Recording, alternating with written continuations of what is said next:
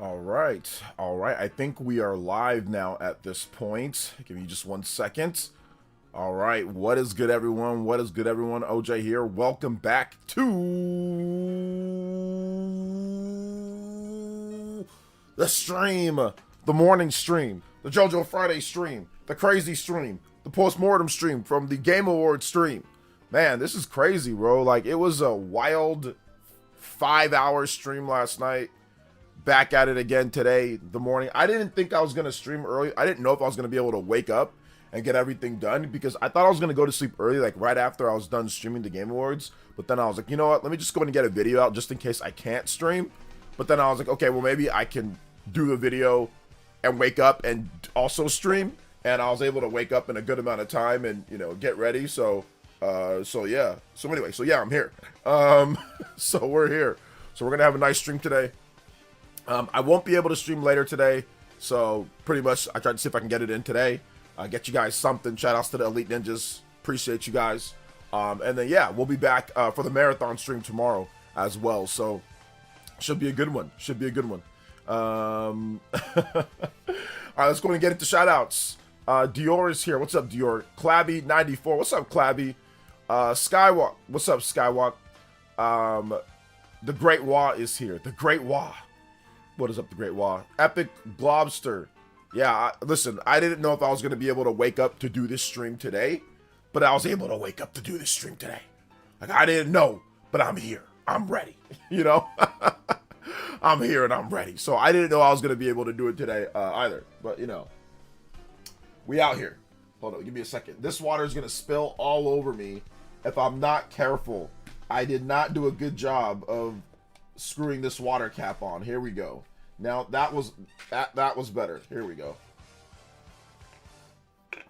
Okay, gotta stay hydrated throughout this whole stream. Make sure everything feels good.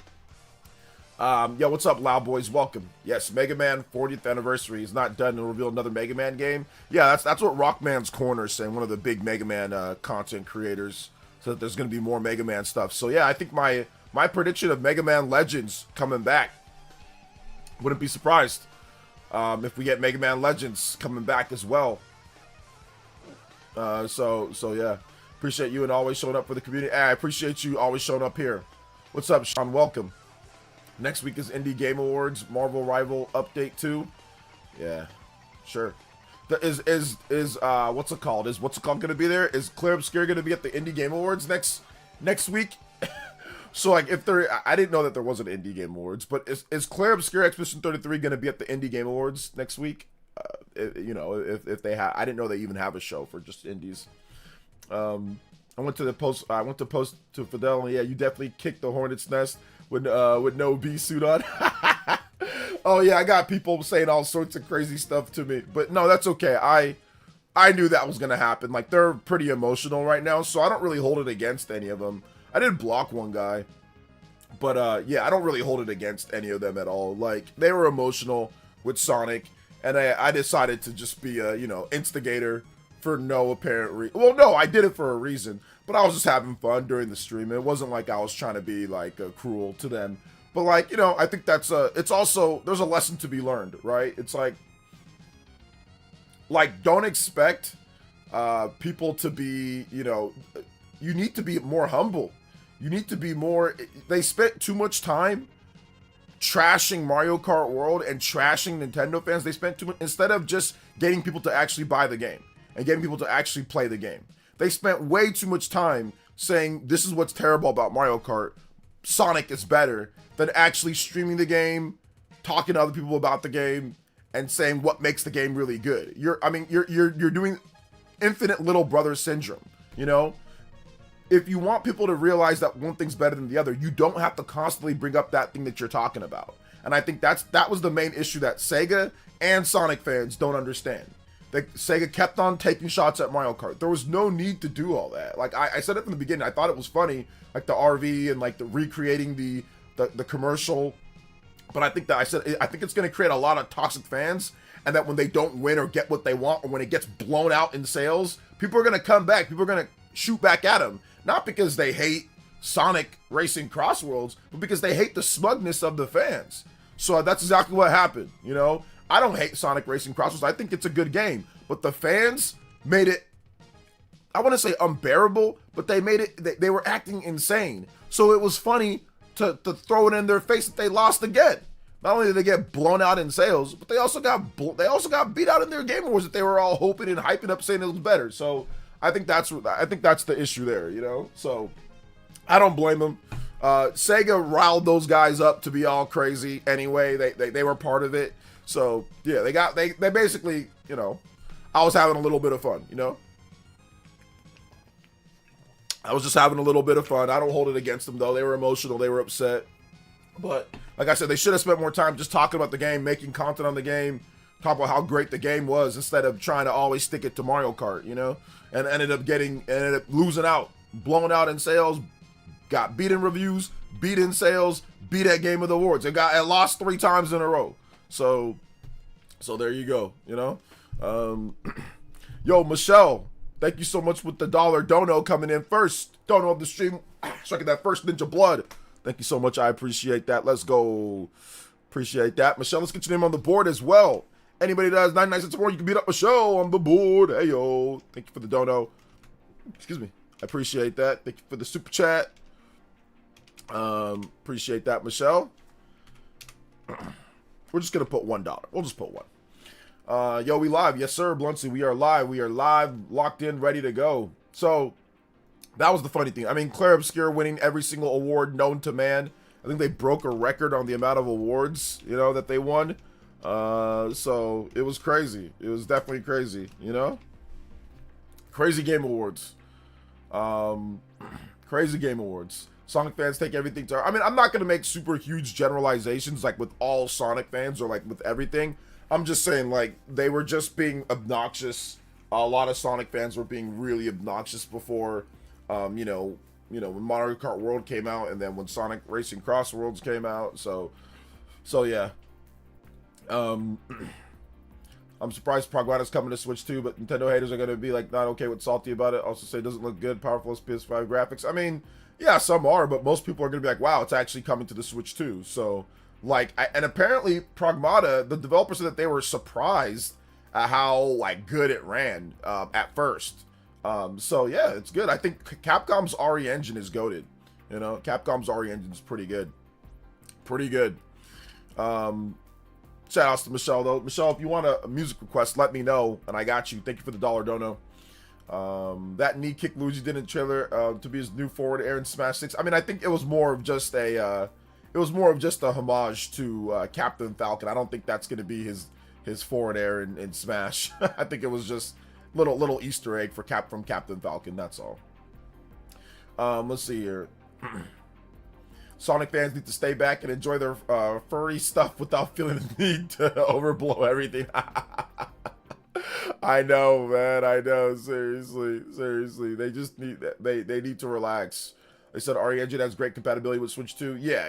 RE Engine's pretty good with Switch 2, which I figured that it would be, considering RE Engine is pretty good, like with, you know, lower spec hardware. Like RE Engine's pretty good with Xbox Series S. It's pretty good with PS4 and Xbox One, actually. Like Resident Evil 4 isn't like, it's not like it holds at 60 the whole time, but it runs on the PS4 and it's not like terrible. It's not like it's like a 30 frame with dips all over the place. I think it tries to target 60, but like it can't quite hit 60 all the time, but it's still not bad. It's not like it's terrible. It's definitely playable, more than playable. And that's RE4 Remake. RE4 Remake is more than playable, you know, on there. So yeah, I figured that RE Engine would be good on Switch 2, you know. So yeah. Let's see here. Damn, Sonic fans taking shots today. Yeah, Sonic fans, they're going through it today, man. They're going through it. So hey, look, it is what it is, you know. It is what it is. Mega Man orchestrated reveal. The world is healing. I know, you know, Capcom 2 years in a row now. Capcom with some pretty, I would say, revivals of older IP, right? Bringing back older IP, bringing back stuff. I mean, last year we had the Okami revealed, and this year we had Mega Man. So it's good to see Capcom using the Game Awards in that type of way. I mean, like I said, I think the Mega Man reveal would have probably hit a little bit more like at a Nintendo Direct. And all that, but you know, it's fine. Like, I think that they want to having it revealed now, having a whole year of hype and then releasing it in 2027, I think that makes sense for how Capcom markets their games. So yeah.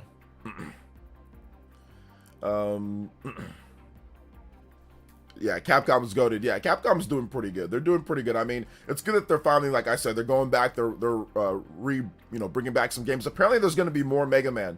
That's not it. There's going to be more Mega Man coming through. So yeah, definitely a good thing. You're taking shots. Wow.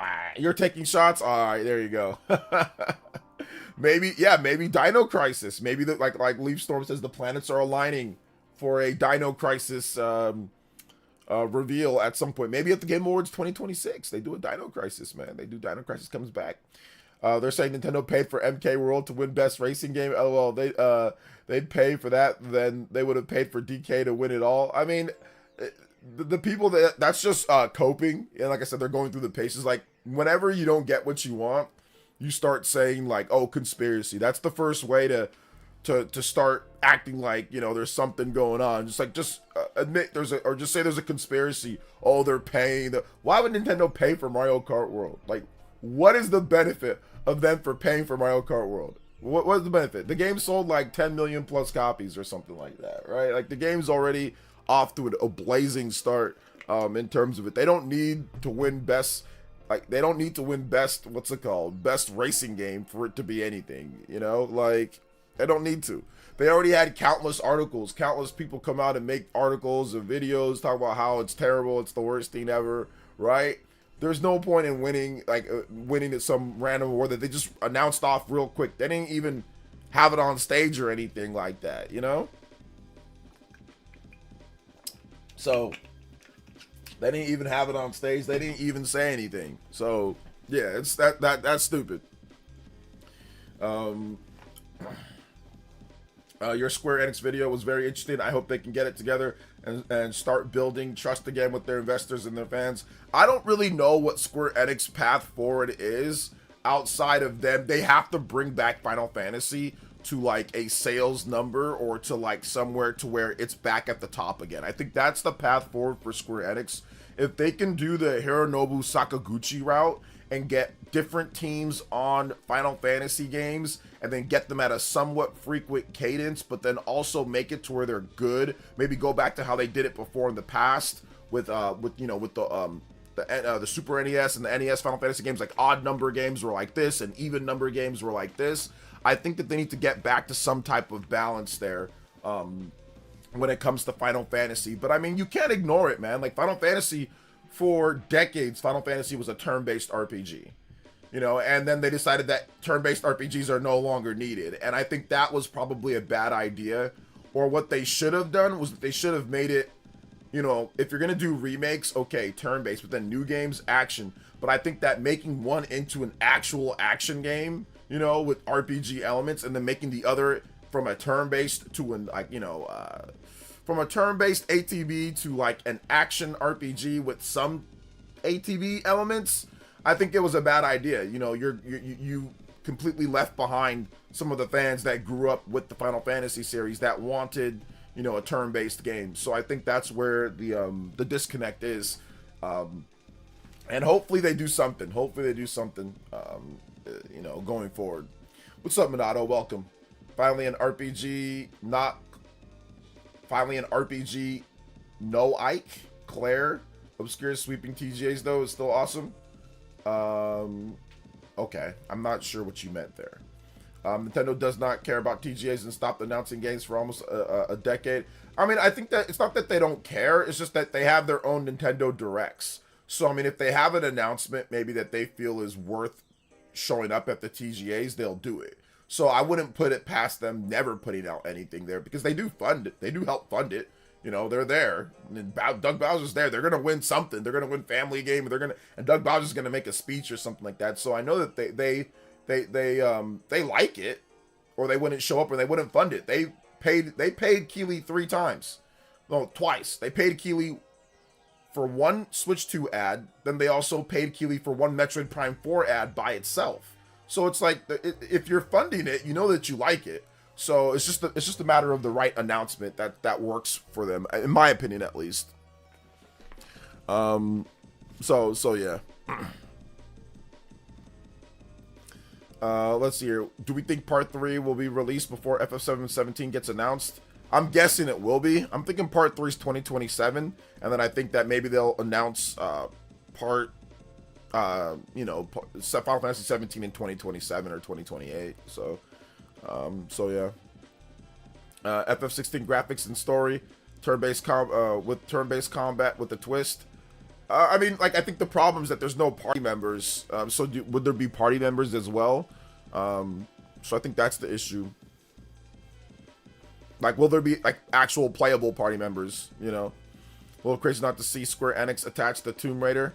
It's not crazy to me. They sold that off a while ago, and they were never attached. I mean, they weren't the original creators of Tomb Raider anyway. Like, Tomb Raider was the Eidos. It was European, right? If I'm not correct, like, back in the day.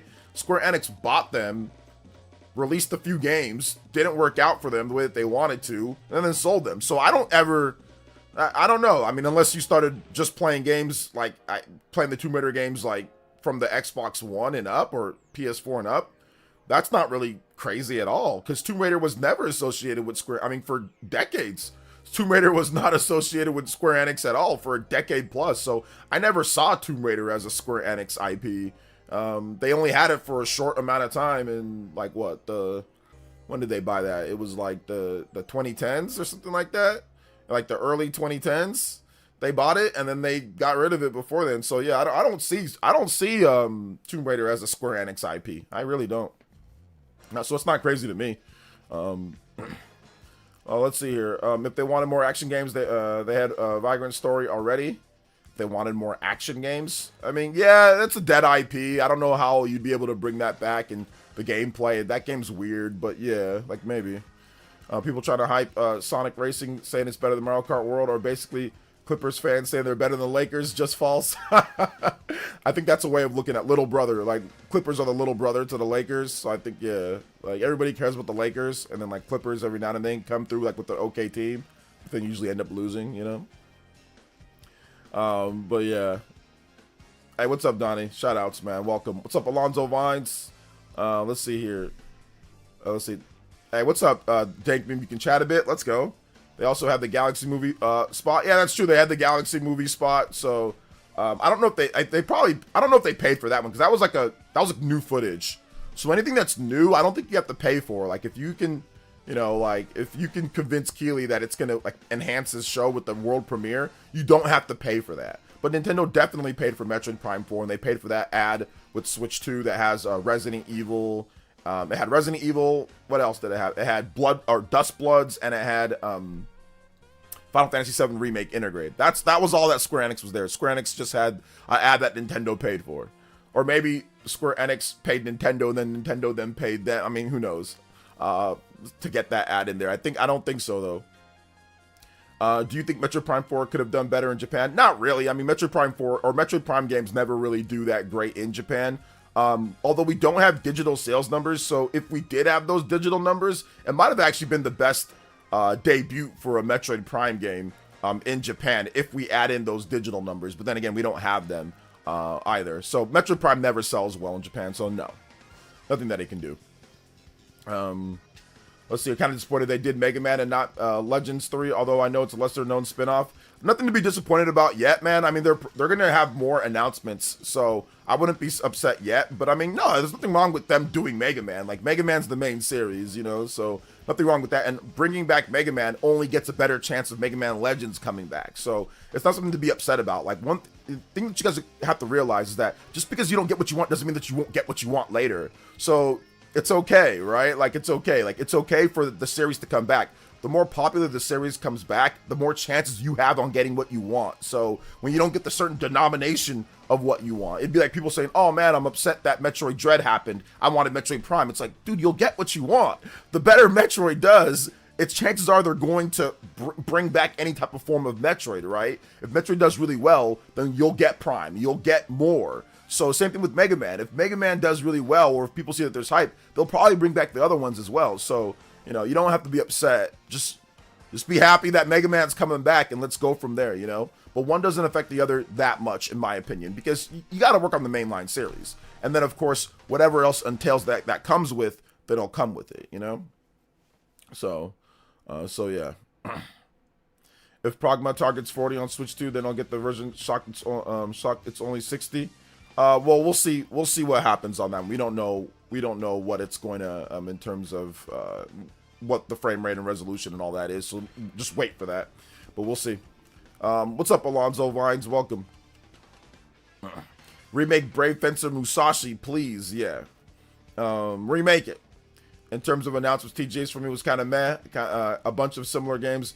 I don't even remember which one's which. Well, I remember the games that looked cool. So I remember the Mega Man game that looked really cool. I do remember the Orbitals. Orbitals looked super cool. I thought that looked dope. Obviously, Pragmata Switch 2 was cool. You know, there were some okay reveals for sure. There was some okay reveals. Like there was a lot of same looking games, but that's because there's also a lot of ads. So like a lot of the ads were playing, which also confused the game reveals too. It's like sometimes the ads are so kind of just slotted in there. It's tough, you know. That's what I told people. I was like, that's the downfall of not the downfall, but that's the thing with the show. The show, it's like you just don't, like those ads kind of come through, and those are a pretty prominent part of the show too, you know. So yeah. No, get upset and cry. So some of us will laugh and taste your tears, says Dingo. Oh man. Super Mario RPG, 1,000-Year Door, and Brothership, says Wilberforce. What are you talking about? I mean, I thought Metroid Prime 4 could be the best-selling Metroid game of all time, large margin, but it doesn't seem like it's happening. It still could be that. I don't know about a large margin. I don't know why you were thinking that. There's nothing that really that Nintendo said or what happened beforehand that would be like it's the best-selling game by a large margin. I don't know. I mean, it still could be though, but because Metroid is just never super popular in Japan. It's just not. So I don't know why you were all of a sudden expecting it to be super popular in Japan. It's never been popular in Japan. Even Metroid Dread, I mean, it sold okay. I think it sold like 80,000, but that's not like a massive amount when it comes down to like the launch of a game. So even Metroid Dread sold significantly more in the US and in the West than it does in Japan. So Japan was barely a factor even into the Metroid Dread sales. It barely sold there. So I'm not sure why you were thinking that all of a sudden Metroid Prime 4 is going to be this huge game in Japan. It never was. Metroid never is. Back from doing laundry at home, now I can fully chat. Too many jumping the situation in the spirit. Metroid has never been Japan. Yeah, that's what I'm saying. Exactly. That's what I'm saying. Like, it's never been. I don't know why all of a sudden you think that it's going to be. It's never has been. They did the network game collection. For Christ's sake, Legends is coming. Yeah, that's what I'm thinking. I'm thinking Legends is coming, you know? So yeah. How's my morning been? Luckily, you can listen to it work from home. Nice. I'm doing good. How are you, party man? I'm doing good, though. Thanks for asking. I actually didn't wake up too long ago. I just kind of, ate a little bit, ate a banana. I had some water, got ready, and that's it. And now I'm here. So I just wanted to get this in because I have family stuff to do today. So yeah. Mega Man Legends 2 came out in 2000. I don't got much time left. Time to hit the gym and get healthy. Oh my gosh, Israel, don't say that. But yes, get healthy, guys, definitely. But don't worry, it's coming. I think Mega Man Legends is coming. Like, I think it is. I don't think they're gonna go too long without having at least something like a re-release or something like that, So yeah. So I think Pragmata will look just as good as RE9 on Switch 2. I mean, I'm pretty sure it should. Like it should look pretty good. I mean, it looks like it's a pretty like thin game too. Like it doesn't look like there's a bunch of stuff happening on screen at one time. It looks like you're fighting enemies like in like there's like 2 or 3 enemies at a time maybe. I mean, I don't know. Did they show where there's like a ton of enemies? So it doesn't look like it's going to be something that it can, that's really going to tax the CPU to crazy, So yeah. The TGA showed me I don't need my PS5 for 2026. All games I want are playable on Switch 2. For some people, yeah. I laughed that Nagoshi gave Sega the middle finger with the Gang of Dragon. He left Sega due to creative differences. We're going to see a big rival between that game and Yakuza. Well, yeah, we'll see how that one turns out for sure. Third-party wise, my most hyped games were the Tomb Raider announcements and Orbitals. Yes, Orbitals was really good. Do people in Japan buy a lot of games digitally? No. But like I said, people don't buy a ton of games digitally. It's like 20 to 30%. So it is a significant margin, but it's not like it's like 50 or 60 or 70% or like 90% like Xbox. But yeah, it is about a 20 to 30% ratio depending on the game. Some games in Japan will have higher digital sales ratios. So a game like Animal Crossing, for example, that's a much higher digital sales ratio than physical ratio. So certain games will do pretty well digitally. I think even a game like Mario Kart World is doing really well digital because it comes with like the bundle and then people just want to buy certain multiplayer games digital. So yeah. Divinity looked awesome. Hope we get it. I guess Photor. Although the Star Wars Racer on Switch 2. I mean, I don't know how Divinity looked awesome. There was no gameplay. It was just a really disgusting CG trailer. So, I mean, I'm pretty sure it's going to be good because Divinity is good. But I don't know how it looked awesome. There was no actual gameplay. You know, there was no gameplay. It was just a CG trailer. But I'm pretty sure it'll be good though. Let's see here. The Fate. That's the Star Wars RPG game, right? So yeah, cool. Star Wars RPG game coming through as well. MP4 was a great game. I personally liked the NPCs in Crystal Quest. Was grind. Not all grind because I collected a bunch the whole time and got back to Fear Green. Yeah, I've already collected a ton, so I don't think it's going to be an issue for me either. I think you meant Pragmata, 720p, 60 frames per second handheld, so maybe Switch 2 can run it at 60. I think you meant Pragmata ran at 720p, 60 frames per second on PC handheld. What PC? Wait a minute, hold up. That Miggy, you gotta hold up. Hold time up. There's a bunch of different PC handhelds, so they all have different varying levels of power. So I don't think that's we gotta wait. We gotta wait before we start saying stuff like that, you know? Because like on what PC handheld? Which one? Somebody told me that it doesn't even run on the Steam Deck. So which PC handheld are you talking about? If you're talking about ROG Ally X, that's more powerful than the Switch 2. So let's wait and see when the demo comes out. Can we give this man a hand over years dedication after dedication? Salute, bro. I appreciate you, Symbol. I appreciate you being here. I know it's tough with everything that you got going on, man. So thank you for coming out. Let's see here. Seems like the hair is the only thing Capcom compromised on games on Switch 2. Yeah. I think the hair is definitely going to be like one thing that they use to help it run better. Did I say oh banana when I ate the banana? No, but if it was around July, I would have for sure. So yeah. Hey, what's up, Shinru? Welcome. Good morning, man. How you doing today, brother? Good to see you here. I was talking. Most of the people thought, not me. I'm not even a super Metro fan. I don't think most people thought that. No, like I said, I don't think. Once again, I don't know where you're getting this from. Nobody here was saying that. Nobody online was saying that it was going to be the best-selling game, Metro game by a large margin. Nobody was saying that. Nobody was saying it was going to be a massive seller in Japan. Nobody said all this. So I mean, like I think you're just. I'm not sure where you're getting this from, but nobody was saying that about Metroid Prime 4. So they were saying, yeah, it could be. It could be up there maybe with Dread. You know, some people were saying that, but nobody was saying, oh my God, it's going to be the best seller by a country mile. It's going to outsell everything by a million bazillion copies. Like nobody was saying that. I personally said, this is what I said. I said that I see it selling around when it's all said and done because it's you know, it's at the beginning of the Switch 1 or end of Switch 1's life and beginning of Switch 2's life. So it has the whole generation to sell, you know? So that's the reason why I said that. I'm not playing the Pokemon Legends ZA DLC. I'll let you know when I'm playing.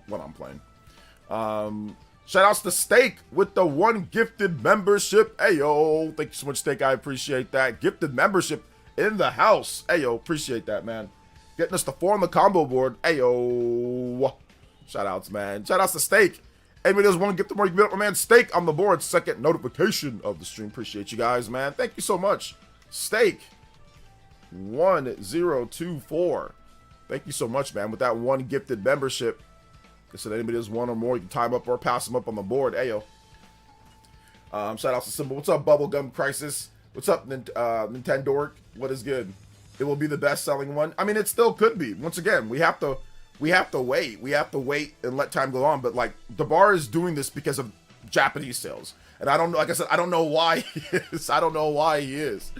Because once again, Japan doesn't dictate how well a Metroid game is going to sell. It's going to sell based off the US, based off of Europe. These are the places where Metroid sells. So it's not going to be the best selling by a country mile because of what happens in Japan. It's not. It's going to be what happens here in the US, what the sales are here. So if it has legs, if it continues to sell throughout the years, that's going to be the biggest thing, you know. So like I said, we'll see. We'll see what happens there, you know. It should grow with the Switch 2.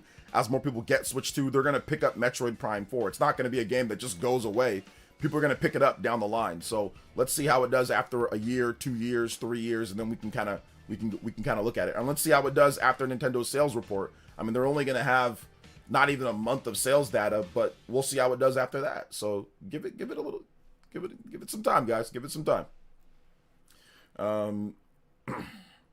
Let's see here. I was hoping it would perform stronger, but I understand Metroid isn't popular in Japan. Yeah, like I said, I don't know why you guys were expecting strong results in Japan, guys. Metroid is not popular in Japan. It's like expecting strong results for COD in Japan, or expecting strong results for Western IPs in Japan. Even though Metroid is not a Western IP, it's made by a Western developer. It's first person. They don't buy Metroid like that, so it's okay. It's not a big deal. It's been like that for decades. Since Metroid Prime has came out, it's been like this. So I'm not sure why people were expecting some type of massive resurgence for what? What would make it do that? Let's see here. Any hype for Ace Combat? I'm not a big Ace Combat guy, but I know my man Tommy Raiku is, so I'm happy for him, and he got a new Ace Combat game. So yeah. Thank you, Ekins. I appreciate that. Shoutouts.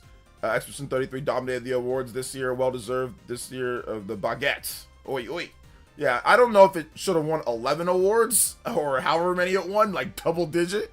I don't know if it was like that, but I mean, it was a good game though. I do like it. I think it's really good. I definitely think it's Game of the Year worthy. I just don't know if it should have won like 11 awards, but hey, you know, they won what they won, you know?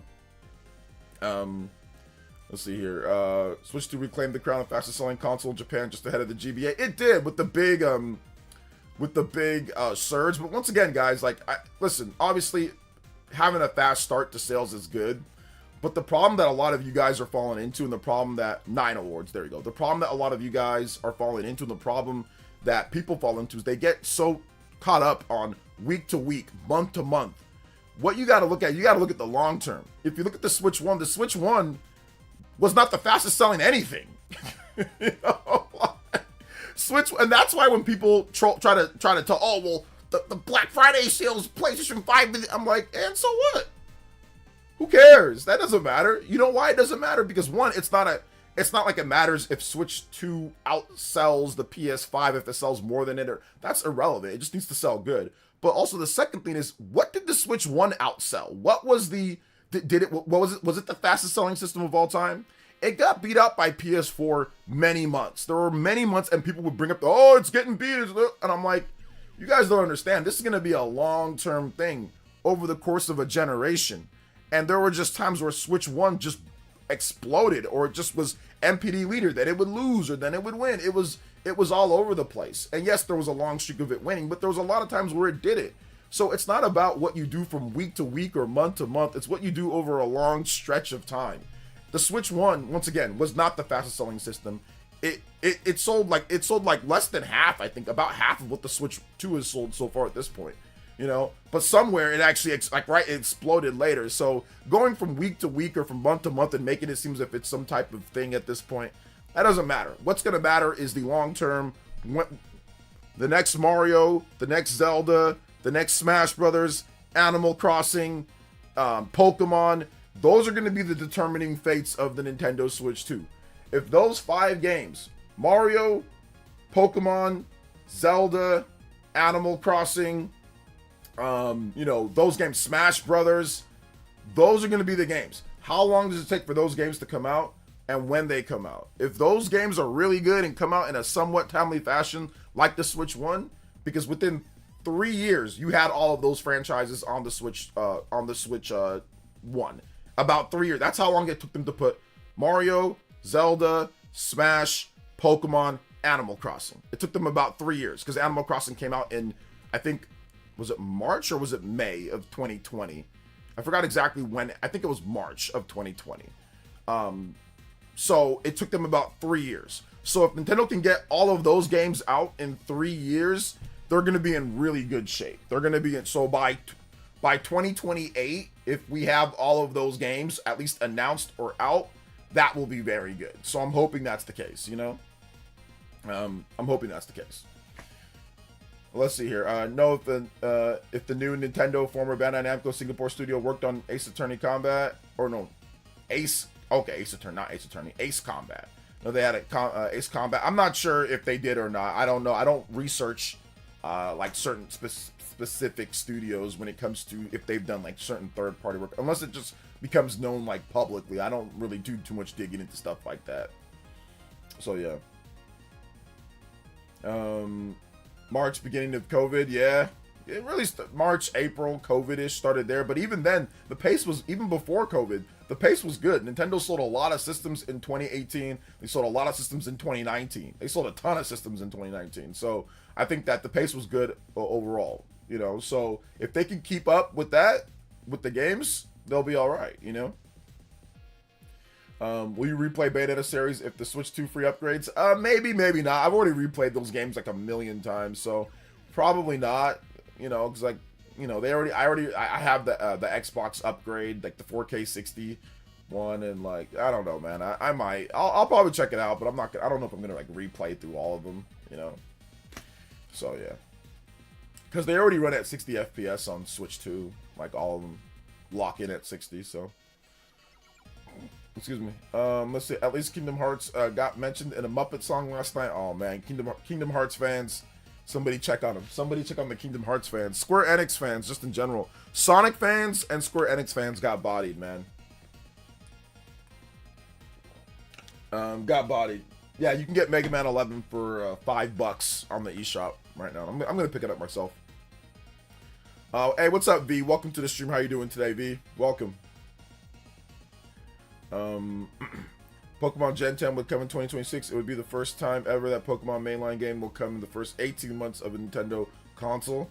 First 18 months of Nintendo console, first time mainline. Yeah, because the last time that we got that was, what was it? It was Pokemon Sword and Shield. Unless you count Pokemon Let's Go Pikachu and Eevee, but that's a remake, essentially. That's a new playing style remake. But yeah, Sword and Shield came out in 2019, so that was...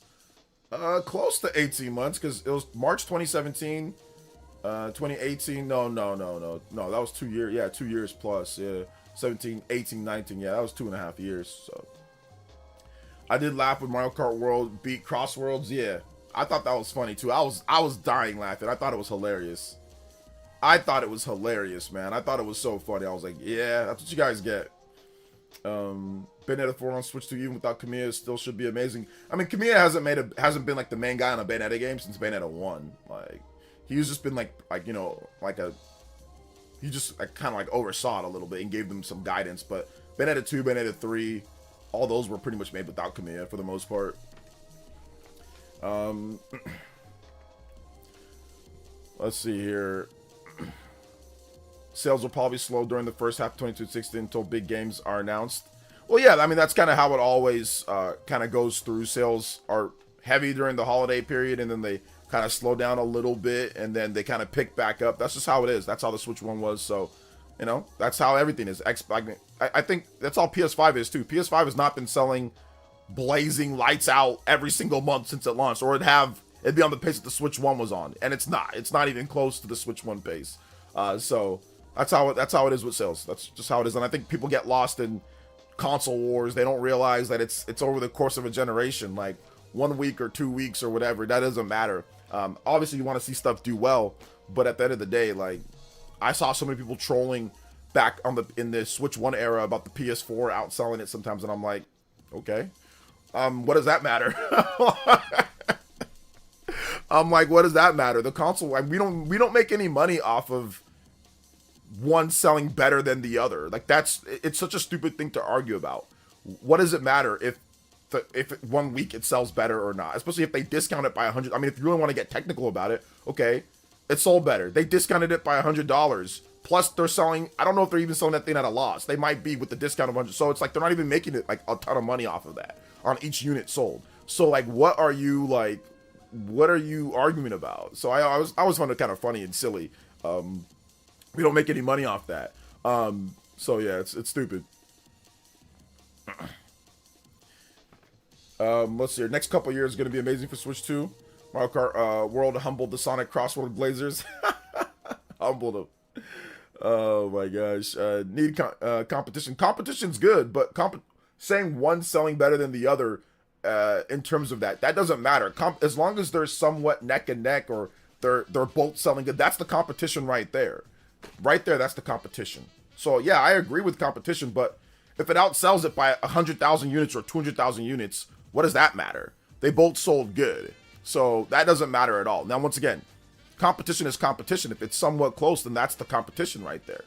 But I mean, yeah, if it's getting blown out, then yeah, that's not good. You want to see it do better, but it's not getting blown out like everywhere. It's going to be decent enough, you know, the sales. So the greatest 1 week PS4, PS5 was legendary run of charade videos. The greatest 1 week. Oh my gosh, yeah, I know, seriously. But like I said, we'll see what happens in the future. Especially like once like I said, once Nintendo still has none of the core pillars out. I mean, they got Mario Kart, so that's one core pillar. But really, they don't have any of the core pillars of the Switch 1 out. Mario Kart is part of that, but they don't have 3D Mario, Pokemon, Zelda, Animal Crossing, Smash. Those are like, if you look at the top 10 games on Switch 1, it's pretty much all of those games. Pokemon, Zelda, Animal Crossing, Smash. Obviously, you got Mario Kart in there too, you know, but, oh, sorry, 3D Mario and 3D Mario. Yeah, I said Mario. Yeah, there you go. So, yeah, actually 2D Mario and 3D Mario, right? Those are, that's the top 10 on the Switch 1 is 2D Mario, 3D Mario, 2 Zelda games, 2 big Zelda games, 2 big Pokemon games, okay? 2 big Pokemon games, Smash Brothers, Animal Crossing, and then I think 1 Mario Party game, and then Mario Kart. So that's pretty much it. And they don't have really anything. You can count maybe Mario Party, but that's just a port, or that's just a, you know, re-release. Like a brand new Mario Party game obviously would be good. So Nintendo needs to get those core pillars out, which I think that they're going to start to get. I think they're going to have at least one of those franchises that I mentioned in 2026. So I would guess a new 3D Mario would be coming. And then, like I said, maybe Smash Brothers after that. Animal Crossing maybe a bit after that. So, yeah. That's what I meant. OJ just needs console selling good games. Yes, there you go. I agree as well. Yeah. Pocopia. I think Pocopia is going to sell well. I think it's actually going to do pretty well because it blends ideas from Dragon Quest Builders, from Animal Crossing, and Pokemon all together into one. Let's see. Mind you, Japan, the PS5 was double inflated in price and finally did a region lock model. The games didn't match. I mean, well, yeah, the games didn't match because it's an all digital system. So, I mean, you weren't going to see that pop up in the sales charts. Oh, yeah. And Splatoon. That's true. Splatoon is also one of them. It doesn't sell as well as the games that I mentioned, but still Splatoon is a big one. That's how many, they got so many franchises, you know. And you want to know a game that's going to sell well in Japan? When it comes out, Splatoon 4. That's going to do incredible in Japan. Tommy Raiku says, I saw the Steam page for Ace Combat 8 Wings of, is it Thave? Saw a co-op tag. I'm wondering what co-op mechanic they're going to implement into the game. Okay, nice. Shout out to Tommy. We were talking about you earlier. I was saying, hey, Tommy Raiku, he's big into Ace Combat. So, we'll see what they do. So, yeah, we will see what they do. Crossroads winning would have been cool. Hopefully, the next big Sonic game can get even more recognition. I'm glad that it didn't win. Not because the game is bad, but because Sonic fans were acting crazy. So I'm glad that it didn't win. So they needed to be knocked down a peg or two. Because y'all were acting crazy. Not you, Bunchi, or Bunchai Chu, or I don't know how to say your name, but not you. But other Sonic fans were acting wild. So yeah, they need to be knocked down a peg or two. Man,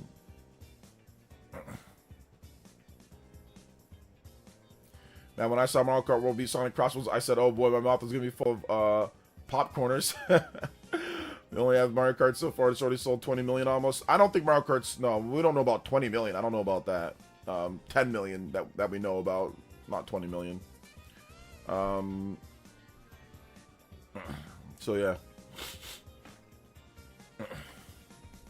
Splatoon... That's a spin... Nintendo called it... Yeah, Splatoon Raiders. They called that a spin-off. So, yes, it's a spin-off. Because Nintendo themselves called it a spin-off. I think they even called it a spin-off in the debut trailer for the game. But I mean, Splatoon Raiders should do good, but obviously, like, it's not going to do as good as the next mainline Splatoon game. Yeah, next gen Pokemon is next year too. Yes, that is next year, according to the leaks at least. 3D Mario and Pokemon for 2026. Yeah, that's what I think is going to happen. 3D Mario and Pokemon for 2026. I think Smash 6 announced at the end of the year 2026. Maybe. I mean, possibly. I'm guessing maybe 2027 and then released in 2027, or 2027 then released in early 2028. That's what I'm guessing. But we'll see. PlayStation and Switch consoles will do fine. Doubtful Xbox future. Yeah, we'll see about Xbox. We'll see about their next system. New Kirby's going to push consoles too. Kirby's never been more popular. I agree. New Kirby's definitely going to push consoles, but it's going to be a while. They just started really staffing up for the next Kirby game, so I'm thinking Kirby's going to be like 5 years in or something like that, or 3 or 4 years into the Switch 2 life. Like, I don't think new Kirby's coming anytime soon, but I could be wrong. They could fast track that development. I could be, you know, maybe it's in the next couple of years. I know they probably want to have something out, you know, more sooner than later for Kirby. I think new 3D Mario is coming in, at least announced in 2026, because following the Mario movie, but just because it's been so long since the last 3D Mario game, so I'm guessing something's coming. Yo, what's up, Big Shaw X? Welcome to the stream, brother. How you doing today? The 3D Mario and Pokemon Gen 10 Holiday 2026 is going to be nuts. Yeah, Nintendo needs to. That's the whole point of it, man. Is getting out the big games. So absolutely. New Kirby anthology on Wii. Kirby, and maybe they do a remake to buy some more time. So I mean, what else do they have? They still have some more Kirby games that they can do, that they can pull back from. You know, so. What is good? Thieves without the S? Okay. Cool. Sonic is arrogant just like his fans, so what are you gonna do? Well, yeah, arrogantly lost. Arrogantly got cooked. Got cooked for the Triple Crown. Sales, reviews, and Game Award. Oh my gosh. I heard booze in the crowd. Well, shut up. Oh, shut up. What are you thinking? Take the L. Take the L, go home. Just play your game. Stop worrying about Mario Kart. God dang, you're annoying as hell, weirdos, bruh. No, but me Mario Kart, I heard booze. That's why I don't be messing with Sonic fans like that. You big crybabies. Oh, you didn't win an award. Like, oh well. Oh my goodness. Kyle Murphy with the $5 dono. It says, "What's good, OJ? OJ. I've been a while since I caught a live. How's life? And Nintendo do anything with Star Fox, F-Zero, or other niche franchises?" I mean, yeah, you're gonna see them bring stuff back. I mean, we saw Kirby come back, right? So I'm pretty sure that they'll bring back some of these other niche franchises at some point. So yeah, we saw Pikmin come back as well. So recently, so yeah, I can see it coming back in some way. Shout outs to my man Kyle Murphy with the big $5 dono. Yo, let's go. Appreciate that, man. You are now the new Hulk Hogan Stream Ninja on this JoJo Friday. Yo, appreciate you, Kyle Murphy. You guys give him some love. Let's get him on the board here. I'll play some F-Zero music for you too. Anybody does 5 or more, you beat my man Kyle Murphy. Beat him out or tie him up on the board. Thank you so much, dude. I appreciate that. Shout outs, guys. Big love. Let me get Kyle Murphy. Appreciate you, bro. Thank you for the big 5. Let's get some Star Fox music. All right. And Justin with the JOJO. What's up? Game Awards are way too long. It was rough working today, but I'm almost off early. Yeah. Okay. Yeah. You were out there working early. Yo, shout outs, man. I appreciate you. Star Fox Corneri. Big love to Justin with the big 10. Right when I put in you as the 5, I'm so sorry. I am so sorry. Then Justin comes through with the big 10, getting us to our first 15-minute extension tonight. Hey, yo, I appreciate that, Justin. And the first JoJo, boys. So let's go ahead and let's play that JoJo as well while we're at it, right? JoJo Friday? Here we go. Hit the pose with me, boys and girls. Let's go. Thank you so much. I appreciate that. Justin with the big 10. And yeah. And I'll play some Kirby music for you, Justin, right after this. Big love. Anybody does 10 more, you can my man Justin on the board. Ayo. Let's see. What about Tomb Raider Atlantis? Is that coming to Switch 2? Looked awesome, old school Tomb Raider vibe. I mean, I'm pretty sure they'll probably port those games over later. They've probably been in development for some time, so those will probably be later ports to the Switch 2. Nothing announced right now, but they'll probably come later. I mean, it's Tomb Raider. Most of the Tomb Raider games have came over, so I'm guessing they'll get it ported over later. We needed still replica. Guys, if something's not announced for Switch 2, it might be ported over later. If it's not, then it's not. But it's probably one of those things where they'll port it over later. Like we've seen, obviously, they announced Pragmata later. They announced Resident Evil later. So they're probably going to announce the Tomb Raider games later. They'll probably announce them later. So we'll see. Shout outs. Thank you so much, Justin, with the Big 10.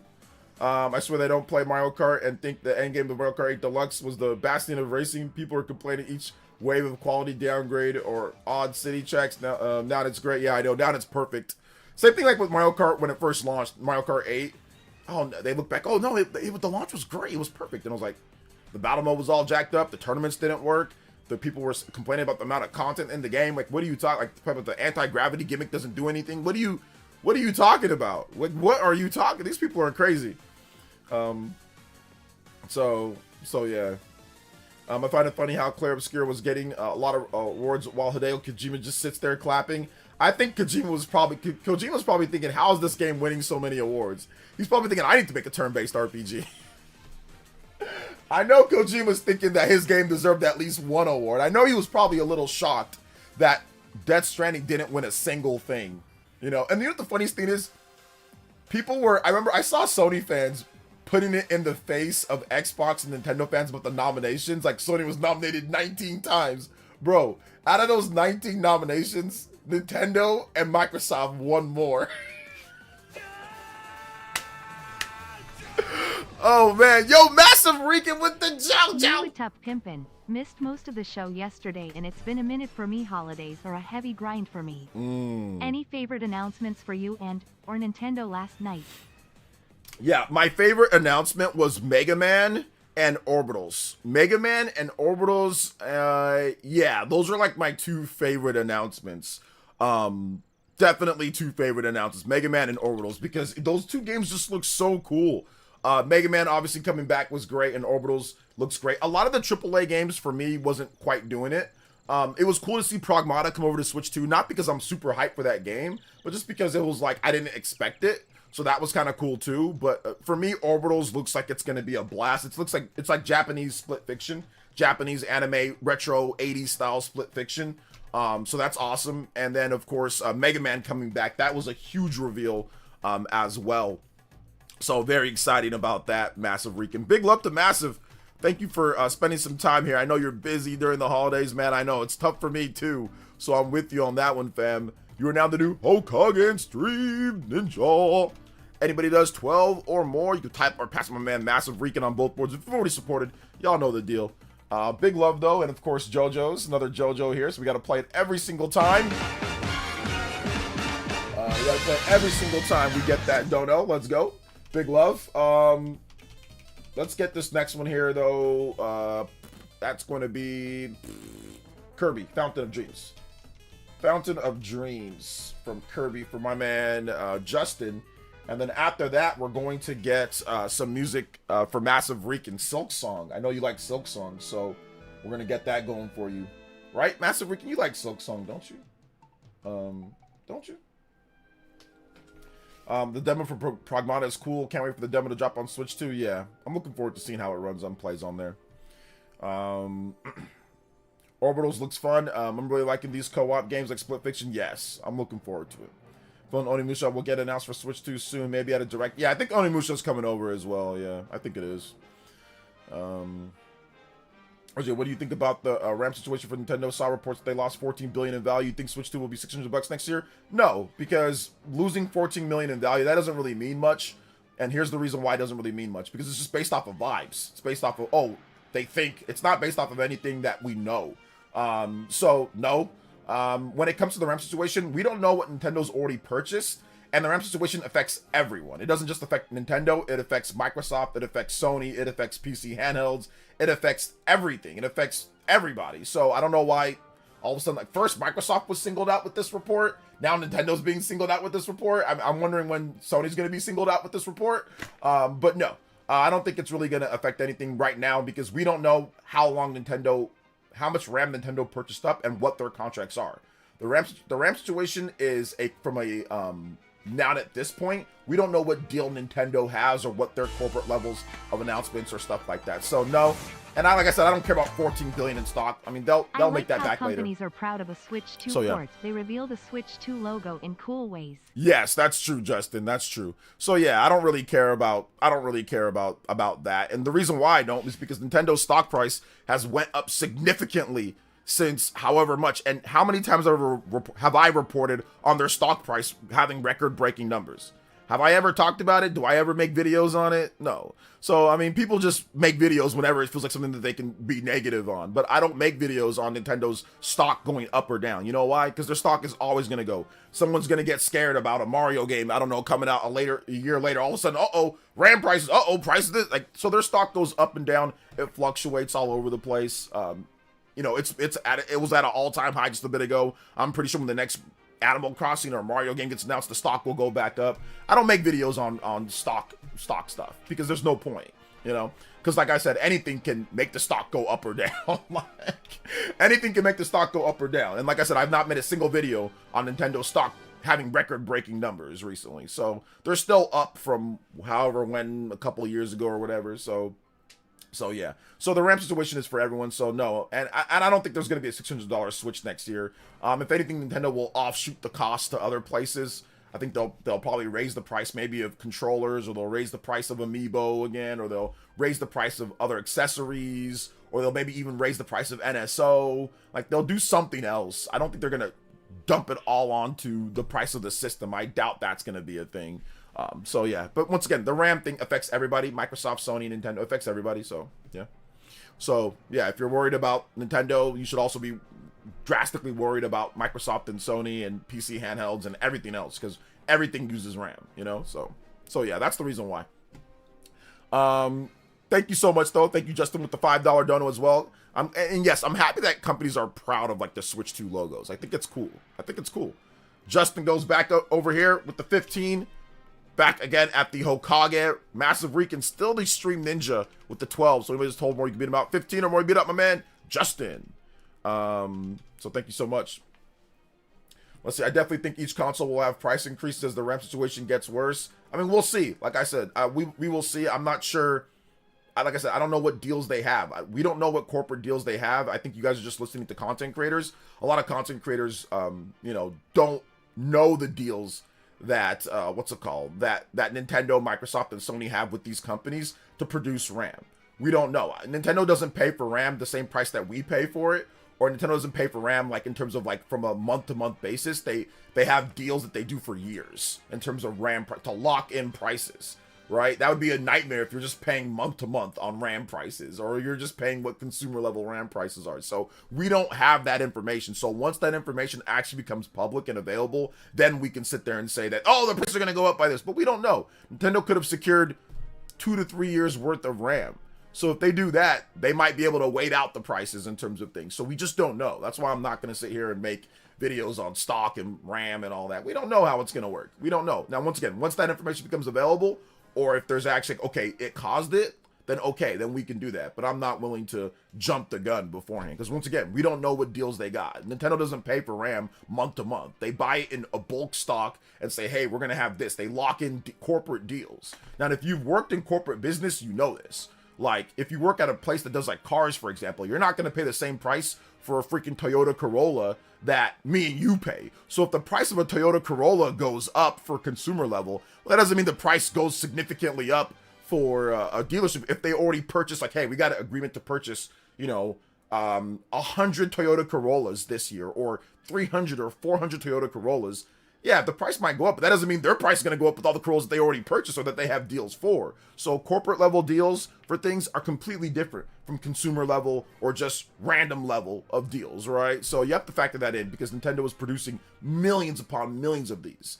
And they don't want to be subjugated to price gouging, or they don't want to be subjugated to price fluctuations in component costs, right? So we have to just wait. It's too early.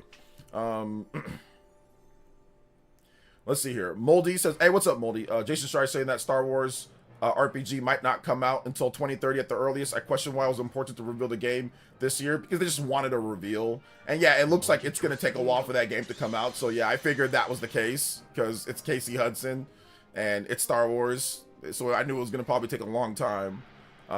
Yo, Alex Johnson, what's good? Thank you for the tune-in tier pledge. Welcome back to the new Elite Ninja Village. Thank you so much, man. I appreciate you. Thank you for the tune-in tier pledge. Let's go. Exclamation mark member. If you guys want to become tune-in tiers, we're at 574 Elite Ninjas. So I appreciate the I appreciate that, guys. Let's go. 37 on the combo board too. We're halfway for the 60 extension. Let's go. Do you think a 50 increase would harm sales? If Nintendo, why not increase the price and use RAM as a cover, even if they have deals in place? Because that's not good, because you don't want to increase the price of the system. Yeah, like increasing the price of the system is never going to help sales. Like, I've never heard of a price increase all of a sudden helping sales. Like, a price increase didn't help Xbox sales. Sure as heck didn't help PlayStation sales when it comes down to it. So a price increase never helps sales. So why would they want to increase the price? They don't want to. They have to fight like heck just to get to 450, you know? So it doesn't matter if they can use it, what excuse that it is. It's about the bottom line. The bottom line is that increasing the price of something does not help you get more sales, you know? So they don't want to do that. I mean, look at what they did with the tariff situation. They offloaded the cost to other things, to Amiibo, to Alarmo, to cameras and accessories and all that. Like, they did not want to raise the price, even though they were getting hit with the crazy tariff, you know? So shout outs to Alex. Thank you. I appreciate that. Element with the tune-in tier pledge. Shout outs to Element. Thank you for the tune-in tier pledge. Welcome back to the Elite Ninja Squad. Element. Appreciate that. Thank you so much, man. Thank you so much for that support. Let's see here. Yeah, price increase means more sale. Yeah, like, no, like, no company wants to. Listen, most companies, video game companies, they do not want to increase sales. They don't want to. But if the thing is that they'll still do it, because a lot of them are publicly traded. So when they're publicly traded, you need to have a profit margin. So when a profit margin is not good or not good enough, you can have layoffs or you can have issues. So of course you want to sell and do well, but you don't want to have the price be too high. You don't want price increases because it gives you bad publicity. Price increases are never good. They're never good. Companies don't Microsoft and Sony and Nintendo, they don't want to do them. I know for a fact they don't want to do them. You know, doesn't mean that they won't still do them. But do you really think Phil Spencer was like, oh yeah, guys, let's raise the price? You think Phil Spencer wanted that? He sure as heck didn't want that. Some of his teams have been gutted. They've been shut down. You know, their Xbox Series sales are doing terrible. The tariffs they got blasted by tariffs. You know, so none of them want to raise the price, but they still will. It's a corporate business at the end of the day. You know, so yeah. Massive Reek with the 53 months says, shout outs to all the longtime ninjas and entire community. Merry Christmas and happy holidays. Yo, thank you so much. Appreciate that. Yo, we can combo break to that, man. Yeah, I don't care about random horror game called Phasmophobia, or what Eber got announced for the Switch 2 event, or what Eber got announced. I'm not sure what that means, Leaf Storm, but it's all good. Nobody said price increases sales. That's the dumbest thing I've ever heard, but the difference is negligible in sales. Then it does make sense to raise the price and make more money. You won't make more if the RAM increase. Okay, like let's just say the RAM increase was a thing. So you're saying that they're going to hide the fact of the RAM increase because you said that, oh well, even if they have a corporate deal, raise the price anyway and make more money. That doesn't make any sense to do that, because if you have somebody that does a little bit of investigative journalism and finds out that, wait a minute, they got a corporate contract or they have a deal already done there, like, you're not going to make more money. And think about it for just for a second. If they actually had to spend more money on RAM, you're not making more money. But I don't think Nintendo, Microsoft, or Sony are going to try to like make more money off of like hiding something. I think that's a really bad idea. All it takes is one employee to squeal. You know, and then that turns out to be really bad publicity, right? So it's like, hey, look, we can cover using the RAM, and raise the price and make more. Like, that seems like a terrible idea that I don't think Microsoft, Sony, or Nintendo are going to want to do. I don't think that, because like I said, all it takes is one employee to squeal on that, which they will, which they will, if that type of lie or that type of thing where it's like, hey, we'll use the RAM as a cover, but we'll just raise the price. You know, like, that just seems like a really bad idea. Like a really, really, really bad idea, you know? I don't think it's gonna happen. I don't think it's gonna happen. Let's see here.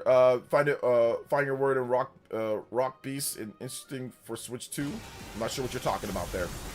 Justin with another $3 dono. Shout out to Justin. It looks like it's safe to assume that Ubisoft and Capcom are all in on Switch 2.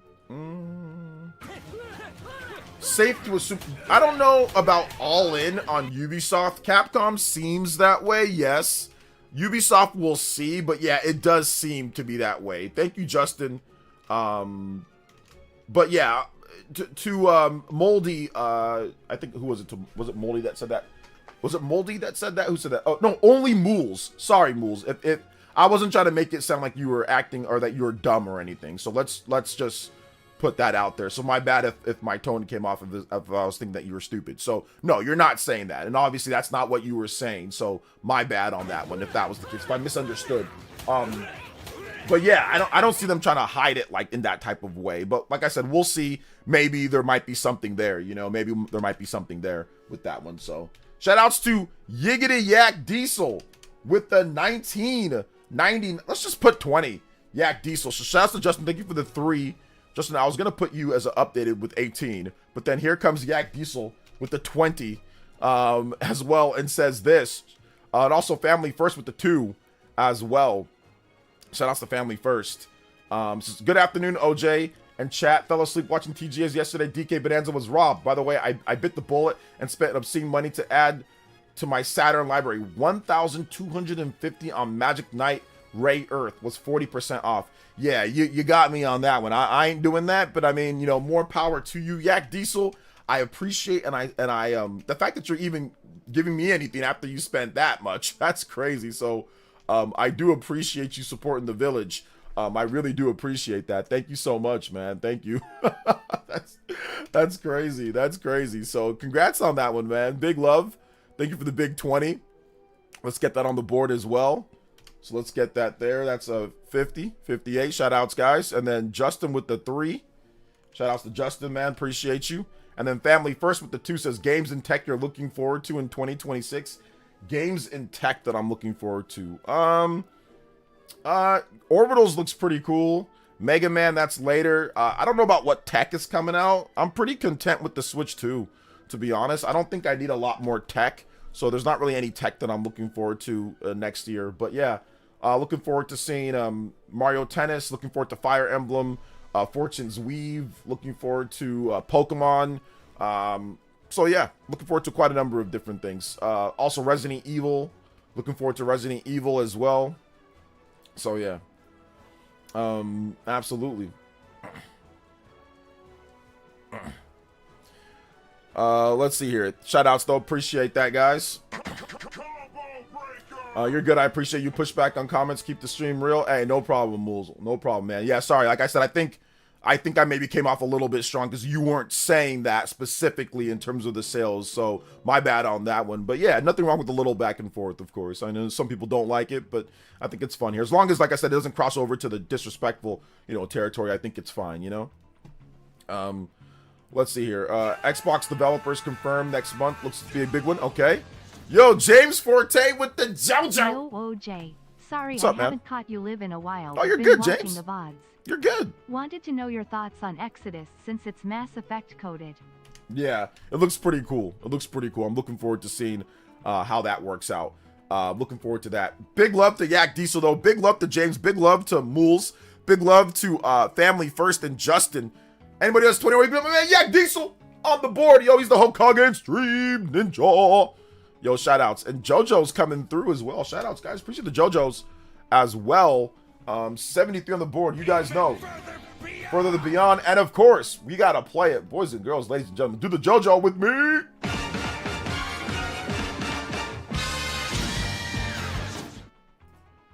Shout outs. Thank you so much, guys. Appreciate that. You can keep the Saturn library. James Forte, appreciate you, Family First. Yo, what's good, guys? What's good? I know you advised that I purchased Panzer Dragoon Saga first, PlayerEssence, but I held off on that one because Magic Knight was 40% off from the seller. Okay. Yeah. Yeah. Oof. That's a lot, though, bro. That's a lot. That is a lot, man. But it's all good. Shout outs, guys. Also, we got to put the Noah and Mio flying through the skies as well. I don't know if I'm going to be able to get the full extension, though, but we're going to still play it just because I got to. I'm so busy this morning, guys. I just wanted to get something going after the Game Awards for you guys because I won't be able to stream later. So I appreciate everybody showing up. You guys supporting the stream. 27 combos away from the Platinum extension. Let's go. Appreciate you guys, man. Appreciate you guys. The copy of Mario Kart, the copy of MKR. Okay, not Mario Kart. I picked up came with super rare variant disc, the Hikari disc. Gonna pick up Panzer Dragoon Saga in late June 2026. There you go. You gotta just plan for it, right? You just gotta plan for it. Am I excited for Wolverine? I don't know if I'm like super excited for it, but I'm gonna play it for sure at some point. Yeah, I'll play it. Mega Man Robot Master contest is dope. I might submit my own design. Yes, I highly recommend for all my artists out there, submit your own design for the Mega Man Robot contest, you know? Give me 1 second though, guys. Give me 1 second. Gotta take out this jacket. I think my wife turned on the air. It's kind of warm in here, so take off my jacket. So yeah. Are you excited? Okay, I already read that. Anyone using the D brand Switch 2 case and dock, wondering how well the dock part works? Yeah, that was my one thing without the reason why I didn't get the D brand one, because they put like a thing over the dock and I don't like that. So let me know how that works. Xbox developer. Okay, the developer direct. Okay, yeah, we'll see if it ends up being a big one or not for the developer direct. I don't know. I don't know. We'll see. We will see. We will see on that one. So yeah. And please don't use ChatGPT for the contest. They will tell. Oh yeah, I think there's definitely gonna be people that are gonna be using AI for sure. But I mean, they'll probably do their best to try to snuff that stuff out. But yeah, I wouldn't be surprised if people are gonna try to cheat and use AI for that contest. You know.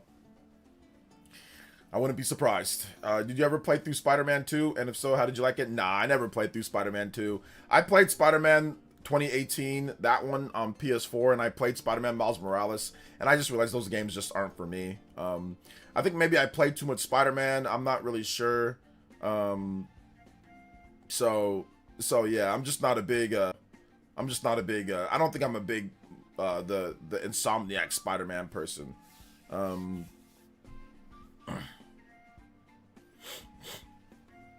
So yeah, I'm just not a big Spider-Man person at this point. Do you ever play games on Steam? Not really. Not anymore. I used to. I have a bunch of games on Steam, but I don't really play on Steam anymore. Let's see here. I'm not a big Steam gamer. I'm pretty much just PlayStation 5 Pro and Switch 2. But since the Switch 2 came out, I barely played anything else just because I've been wanting to play, you know, all the Switch 2 games that are coming out. And also because for me, it's a little bit better just because I have a small child. Sometimes he wants me to, like, he can't be in this room because he just grabs everything, like all my stuff, like my office, and like my equipment, and turns on my computer and like moves things. But he doesn't mind if I'm inside his room and he's watching like his Cocomelon or whatever he's watching. Like I can be in his room and play a game and like, you know, and he can sit down and watch. So I need something that's going to also be portable as well. And I tried Portal and it's not very good. I've tried PC handhelds and I don't like them. So Switch 2 fits with what I want to do, you know, with my life right now. Maybe later I'll be more fine with just stationary systems. But right now I kind of need a system that's going to move with me. I'm also doing a lot of family stuff where I'm at my mom's house or I'm at other people's house. So like having a Switch 2 is good for that as well. So yeah, it's good. Switch 2 is good for me. It's good for me at this point. Oh, I thought you meant play games on Steam. Do you ever play games on stream? Sorry, I thought you meant Steam. Okay, my bad. Yeah, I can't read. Yeah, I play games tomorrow. We're actually having a big, streaming, you know, marathon stream tomorrow. So come out to that, 9 a.m. PT, 12 p.m. Eastern. We're going to be streaming a bunch of different games from Mario Kart World, Kirby, and more. So look out for that tomorrow. tomorrow morning.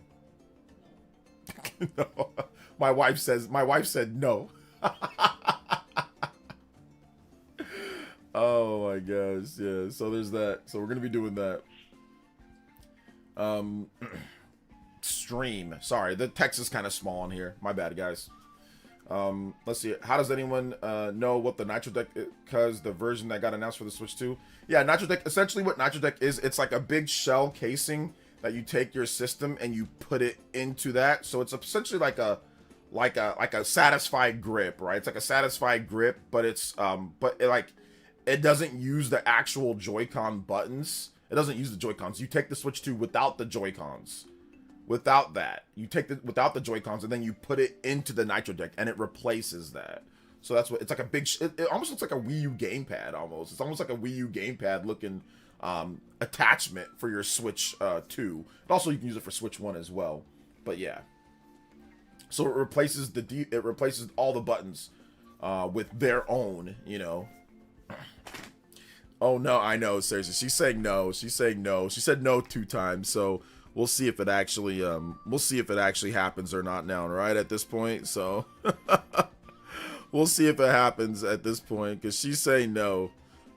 She's saying no. No, I think it's gonna happen, guys. We'll be okay. My Satisfied grip took a while for it to get here, but that's because I pre-ordered it. I think if you order it now, it should be okay. But go on their website and look, House Gang. It depends on where you live too. Like I live close to the facility. That they ship out of. It's not too far away, so obviously the trucks get here quickly. But I mean, I think you're in Florida, right? So it might take a while because they ship from California. They're in Fresno. So yeah. So it'll probably take a while for you. Unless you do like the expedited shipping, which is faster. But yeah.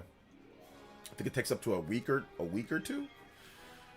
But yeah, go look on the website, see what the shipping would cost for you, like calculate it how long it would take because it is different based on where you live.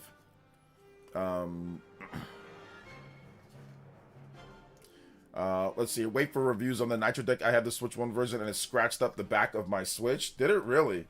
I heard good things about the Nitro Deck, but yeah, like definitely waiting for reviews might be a good thing. I roll with the Satisfied grip. I think that, you know, this is, unless you really hate the Joy-Cons, I roll with the Satisfied. I was playing Metroid Prime 4 last night. Oh my god, I'm in a really good part of Metroid Prime 4, dude. It's so good. Metroid Prime 4 is so good. I want to play right now. I shouldn't have done that. Anyway, I use the Satisfied grip. This is my Satisfied grip, Zen Grip 2. And it, you know, it doesn't really scratch anything. It's got these matted back things, and it just looks over it to where you can easily dock it. And I got a what's it called? A Super Smash Bros. Melee. Look. Hold up. There you go. Super Smash Bros. Melee. That means Melee's coming. Uh-oh. Melee leaked? Melee leaked for the Switch 2? And I got like a really nice quality screen protector as well. So this works for me. This screen protector is freaking incredible. I have a little scratch on my Switch 2. I don't even know how it got here. And it literally got rid of the scratch. I don't even see the scratch anymore. I had a little scratch right here. And it got rid of it. So yeah, this one's really good. I forgot what it's called though, but go look. Don't buy the super cheap ones. Buy like the $20 and up one screen protector, like the ones that have like the Illuma whatever. Those ones are good. Does the grip make things hotter? It's a pretty nice grip, so it doesn't make anything hotter. Like it gives you like matte on the back, and then on the front it's like slick. So it doesn't really make. I mean, it's probably slightly warmer than just using the Joy-Cons, but I don't think so. Like the Joy-Cons don't really get too hot in general. So yeah, no, I don't think so. Melee on Switch 2 NSO win. I know Melee on Switch 2 NSO win. Let's go. Let's go. Capcom was truly in their Cap God era. Looks like they're really going to deliver their lesser used IP. I mean, we'll see about that. We will see about that. What's up, David V? Welcome to the stream, brother. How you doing today? Shout outs to David V in the chat. Read an article that had the 3DS, 3DS Switch cartridges and NAND memory are prone to failing. They have said that you insert your cart on the console. My Persona Q and Pokemon Mega Ruby on 3DS broke. I haven't had any issues with anything on the 3DS yet. All my games still work. All my Switch cartridges still work from what I know. So I'm not sure about that chaos. But yeah, it's very unfortunate if that's the case, you know. That's why you got to go digital only, right? Oh man. So yeah. Can you still dock with the Satisfy? Yeah, I just pulled it off the dock. Yeah, absolutely, you can still dock with it. It'd be trash if you couldn't dock with it. So yeah, you can dock with it because it's wide enough here to where it docks, and it doesn't do anything to where it's gonna stop it. So yeah, I actually just pulled it off my dock. So yeah, I wouldn't buy it if it couldn't dock with it. I wouldn't buy it. I would not buy it at all because that's terrible to have to pull off the case every time that you want to dock it. Like, that's not good, you know? So yes, you can dock with this one, but you have to get like the Satisfy Zen Grip 2. Get the one for the Switch 2, the best one. Get that one. Satisfy has a warehouse in Kentucky too. Mine came through with the CA to Kentucky when it sorts out. Okay, got you. They have one in Kentucky. Okay, good. Shout outs to Kentucky. I did not know that they have one in Kentucky. Let's see. It feels weird not having all the burning questions but are we going to hear more about Metroid Prime 4 burning in the back of my mind during announcements now? Yeah, that's good. It's good to actually have Metroid Prime 4 out. Yes, I agree with that as well. I agree. I agree. Absolutely. The new Mega Man in 2027 is coming to PS4 still is a testament to how console generations will work. Even PS6 comes out in 2027, we'll still get big AAA games on the PS5 till 2031. To be honest, I don't see them dropping PS5 like maybe ever. I don't see them dropping PS5 maybe ever, because I think the problem now is that people, I'm not going to say that the video game console industry is dying, but like there is severe competition with streaming, and with like right now a lot of the kids don't mind their phones. And I think that, yes, people have been saying this for forever, but I'm like dead serious. There is so much competition with phones and streaming at this point. Like, I think eventually it's just going to be to where it's just in your TV, where you can just, and internet's so fast that you can just stream everything. Like I said, not now, but later for sure. And like there's going to be backup internets. Like there's going to be things that's going to help with that, to the point where you can just play Fortnite. You don't need a console at all or anything. So when that day comes, obviously, if you don't have strong IP that can build, you know, value to your platform, you're not going to exist anymore. I don't see them dropping PS5 anytime soon. I think PS5 is going to be around for a very, very long time. Same with Switch 2. I don't see Nintendo replacing Switch 2. Like, I think it might be a decade or so till they truly replace Switch 2. I think they're going to do a Game Boy Color thing where they come out with the Switch 2 Pro in like 5 years or something like that. And that will get newer games plus older games. But I think developers are going to hang on to these systems as long as they can, because people have shown that they're not just going to keep buying the new thing. People didn't just rush out there and buy Xbox. A lot of PlayStation fans are trashing Xbox, and people are saying, aha, Xbox is dying. Dude, that's not a good thing. That shows that the console business is weak. It's getting weaker and weaker. It's nowhere near as strong as it used to be. Because, yeah, sure, people aren't buying Xboxes like that anymore. And yes, people are buying Nintendo Switches and all that. But remember, back in the day, in the 7th generation, we had 80 plus million PS3 sold, 80 plus million Xboxes sold, and 100 million Wii sold. You know, we had 100 plus million DSs sold, 80 million PSPs sold. Like, that's dwindling. Those numbers are not there, and it's not like PS5 is selling at the pace that's going to pass up the PS2. So sure, PS5 is doing great, but it's not like all those sales that Xbox isn't getting are automatically going to PlayStation, and PlayStation is going to sell 200 million systems with PS5. They're not on that sales pace. It's been five years, and they're like at 80 something million, which is good, but it's not like they're selling at the pace of even the Switch 1. Like Switch 1, 150 million. They're probably not going to reach that, right? So I think the issue in terms of that is that, like, there's definitely like a weakening of the console market. So I think developers are cognizant of that, and that's why they're still releasing games on PS4. That's why they're still releasing games on Switch 1, because there's still users on there, and they're going to hang on to everything that they can for their games, especially if there's efficiencies in pipelines for porting. Porting is more easier than it's been in the past, especially if you have engines that run. Why are you going to get rid of having it on there if you still have 50, 60, 70, 80 million people that could be a consumer base?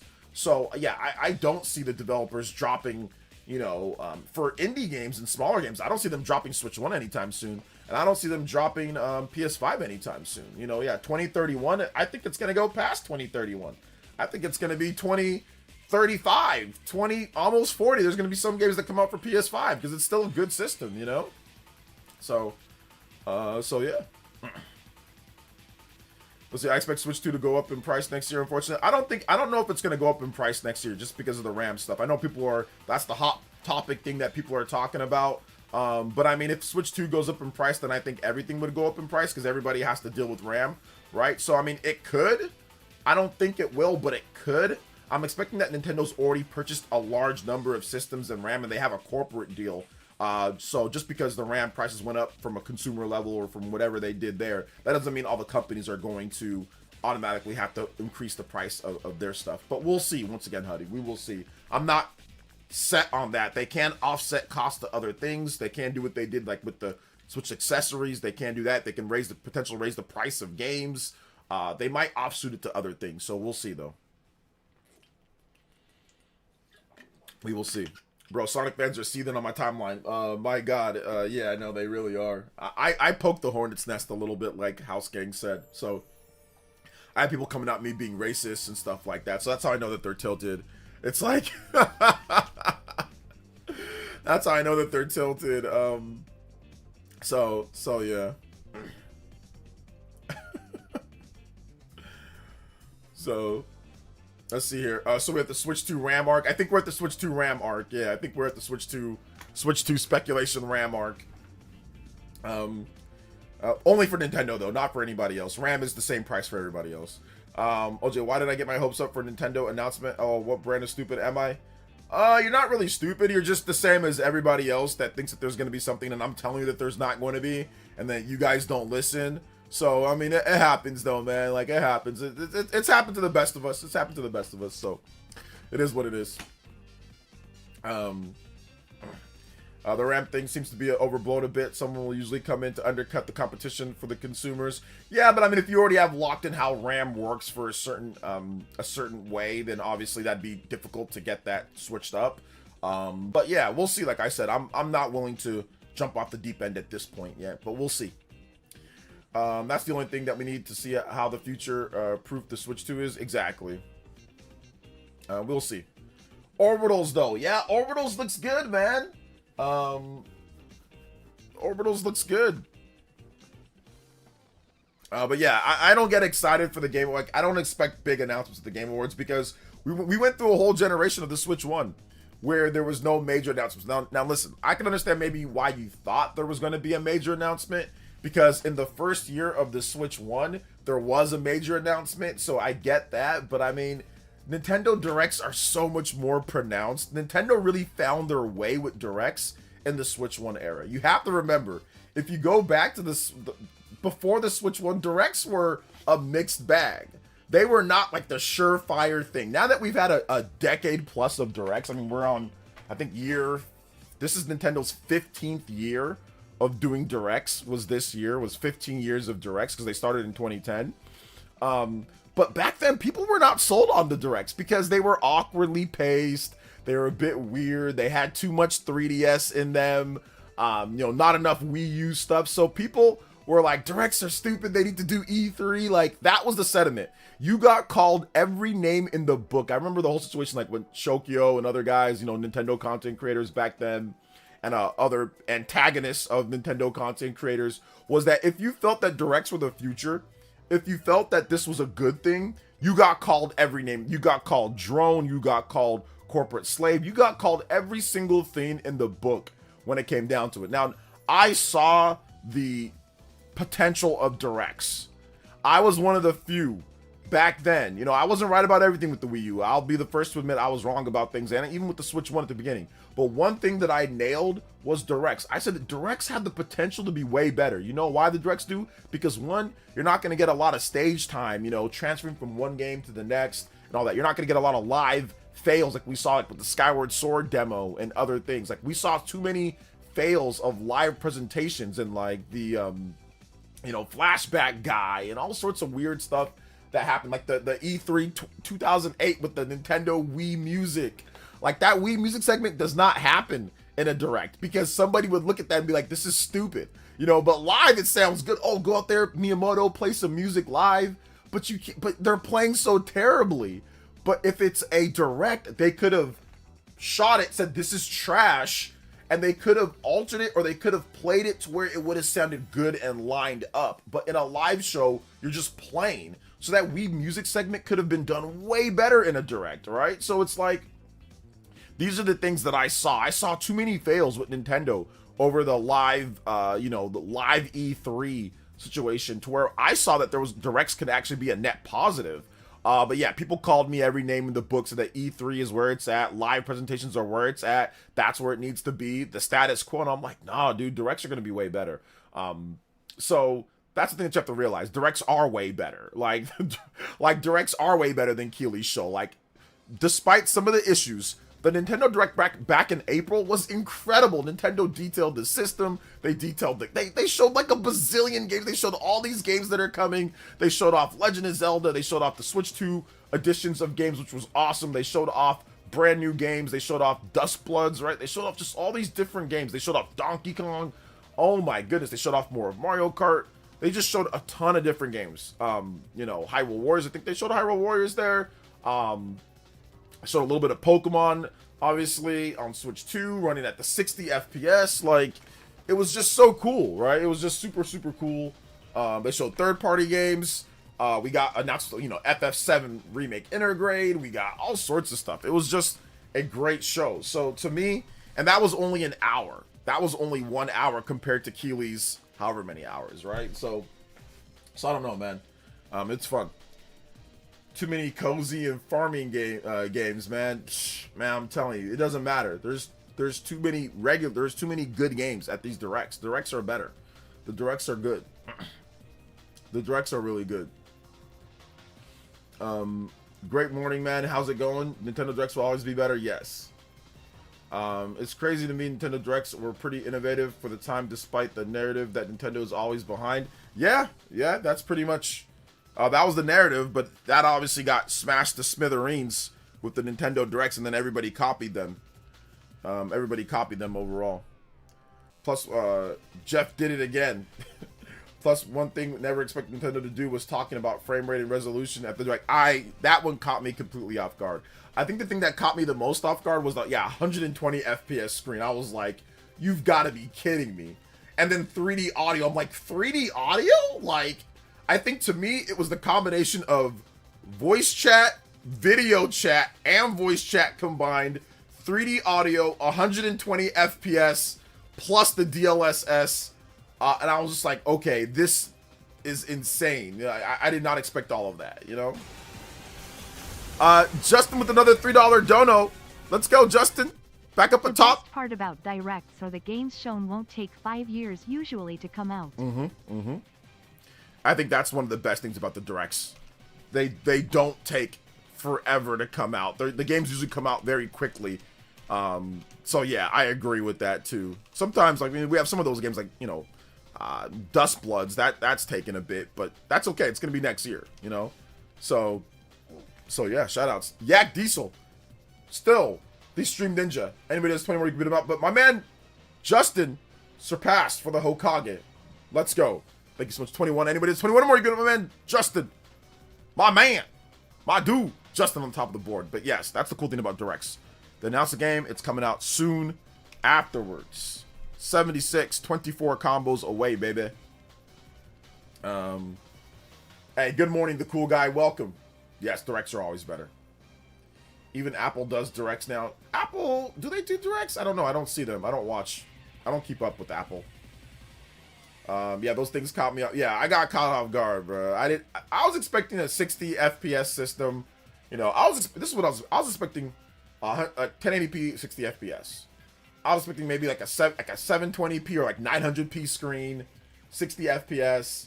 I was not expecting 3D audio, just regular audio. I was expecting DLSS. Yes, I was expecting that, but I was not expecting what we got. Like, oh, here's up to 4K and all. Like, I knew that maybe it was like 4K. Like, yeah, sure, but I didn't expect like where we'd actually get games running at that. Even Nintendo's like Switch 1 games brought over that are like 4K. I was not expecting that. So yeah.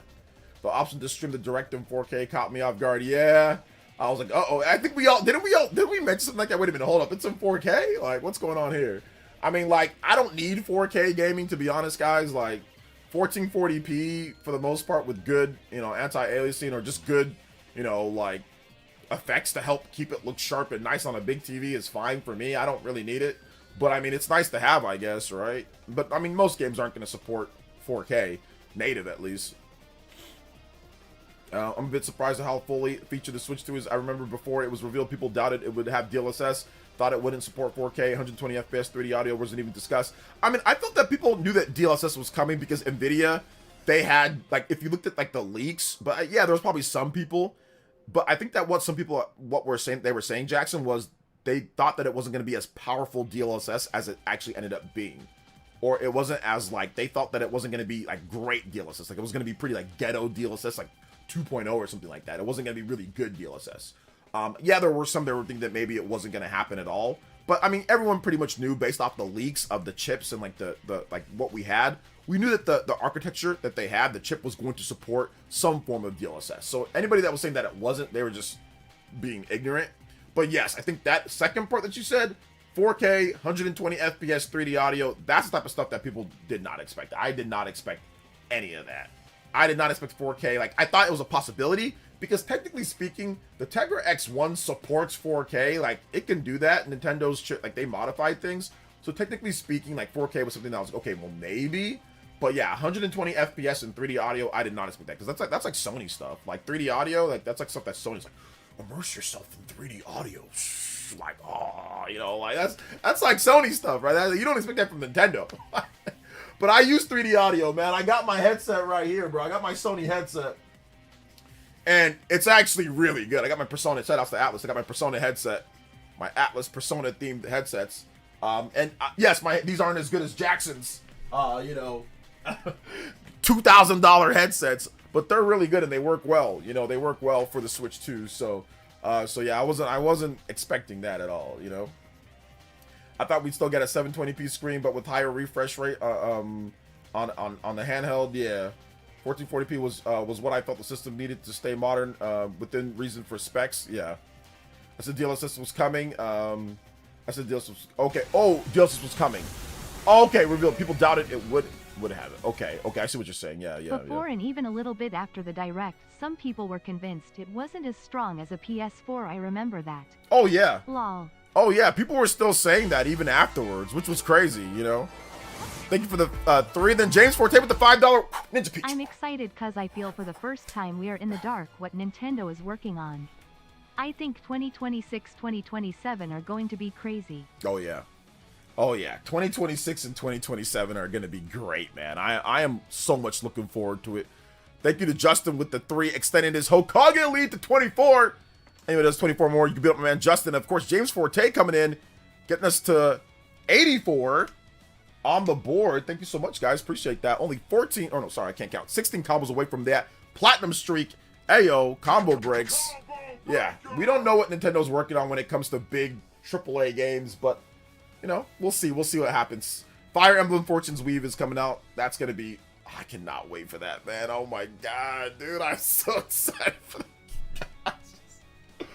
I cannot wait for Fire Emblem Fortune's Weave, and none of you guys don't say a damn thing about Fire Emblem 4 Remake. I know I'm bringing it up. I don't want to hear any jokes about Fire Emblem 4 Remake, okay? I hear you. Whatever joke you're going to say, I hear you, okay? But Fire Emblem Fortune's Weave, oh my gosh, I'm looking forward to that game so much, man. But I had tons of people arguing with me saying no, that it's not happening. It wouldn't be as strong as the Xbox One S. Oh my gosh, yeah, Jackson, those people were wrong. Wrong, Jackson, wrong. Ain't that cute? But it's wrong. That's what you gotta go. If you can find their posts, Jackson, find their posts and put that meme on there. Or find the YouTube video. Ain't that cute? But it's wrong. You just gotta do that. Monolith Soft also has has a generational game coming. Oh my God, bro. Monolith Soft. I cannot wait for Monolith Soft, dude. That's gonna be so good. Oh man. I admit though the screen would be 720p. I just thought 1080p wasn't worth the extra power. What I did consider was the screen would be 8-inch, which makes 1080p more necessary. Okay, yeah. Yeah, I didn't expect the screen to be as big as it was though. To be honest, like it makes the screen, like when you hold a Switch 2 and how big the screen is, big old slab, it makes the Switch, even the Switch OLED, feel small at times. Like, and like the regular Switch, like the original Switch, it makes it feel like a Game Boy. It makes it feel tiny. So I'd rather have 1080p 60, 120 FPS than 4K. I mean, you could have both, you know, so that's good. We can have both.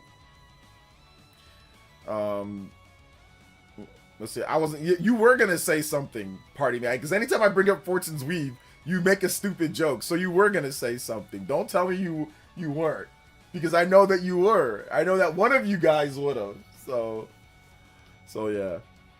Will Fire Emblem be on Switch 2 Enhanced? Which Fire Emblem game are you talking about, Loud Boys? Not gonna lie, all these new games in 2026, but for some reason, what excites me most is still Virtual Boy. You're excited by Virtual Boy the most, Yoshi? Okay, I don't know why that would excite you the most. Maybe because it's pretty crazy and novelty type of thing. Maybe that's the reason.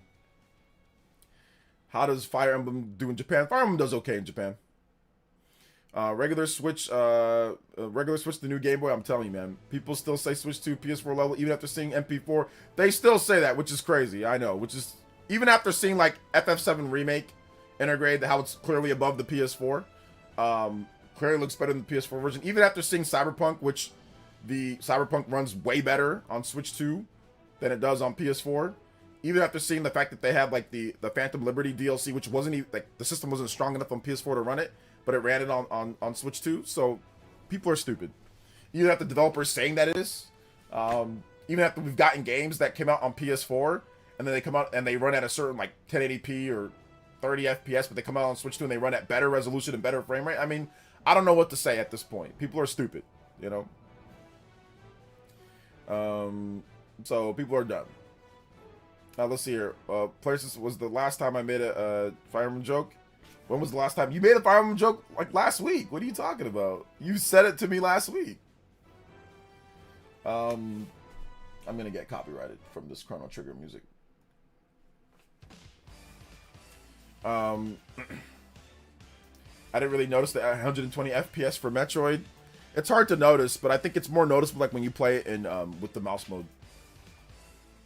I saw the reactions to Mario Kart World winning best racing game on Twitter. The meltdown is hilarious. I laughed so hard. Yeah, it's pretty funny. It's pretty funny. Fortune's Weave is actually better than a Fire Emblem 4 remake. As good as Holy War is, the maps are way too large. That's the Achilles heel. I would guess that they'd probably remake things to where it wouldn't be as obnoxious, or there'd be better ways to get around. Like they'd probably, like for example, like Fire Emblem Echo Shadows of Valentia. There's a lot of annoying things in the original game that they took out or they modified. So I'm guessing they'd modify some things, but I see, yeah, definitely. The maps are quite large, but I'm guessing they do some things to help with that.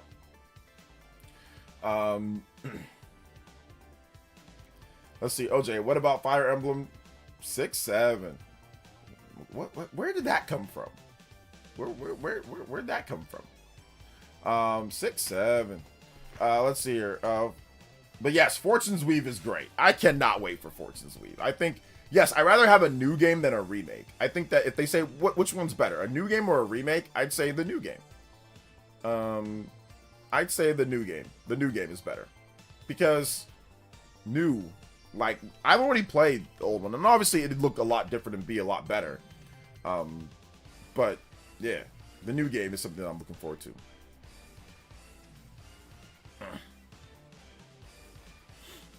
So yeah.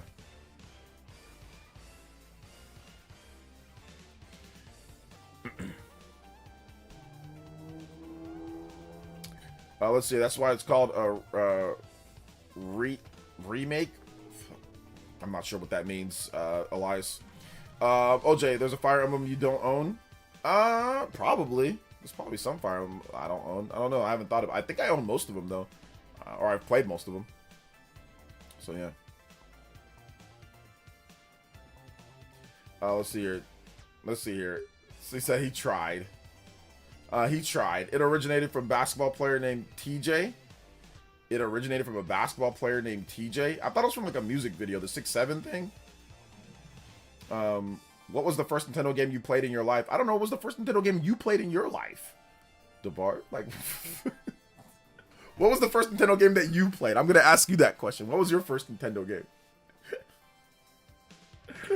Donkey Kong? Alright, there you go.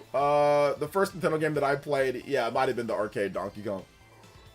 Or arcade Donkey Kong, or the original Mario Bros. Or like Bugs Bunny's Crazy Castle. I mean, that's not a Nintendo game, but it was on the original NES. So it was one of those three. I can't quite remember. It was either original Mario Bros., Donkey Kong, original Mario Bros., or Bugs Bunny's Crazy Castle. It's one of those three. I can't remember. I have vague memories of when I used to live in Oregon, and my brother would pick me up. Like, I'm trying to, like, let me just think for a second. So in the 80s, I have vague memories of our little condo townhouse that we lived in with stairs that had brown carpet. And he used to pick me up and take me to the room, like upstairs where the NES was that my dad bought. And I remember specifically Bugs Bunny's Crazy Castle. But I remember Mario Bros. But I remember Bugs Bunny's Crazy Castle. Like my brother playing that and then him handing the controller to me. And then me also playing. But I remember Mario Bros. As well. But I can't remember exactly which game I played first. Like, what was the first exact game? Because it was 40 years ago or something, you know? But yeah, it was something like that. Something. Like I said, the memories are kind of fuzzy. It was a long time ago. But yeah, that's what I remember playing when I was younger. My first Nintendo game was Super Mario Kart. Nice. Mine was Punch Out because that's all we had. There you go. What was the middle Nintendo game you played in your life? What was the middle Nintendo game? What does middle Nintendo game mean? What does that mean? I don't know what that means. Blazing. One of the Mario games on SNES and Pokemon Game Boy Color. Just finished my last assignment for this semester. Yo, let's go, Projo. One more semester and I'll have my MBA. Hey, that's awesome, dude. Congrats on that, Projo.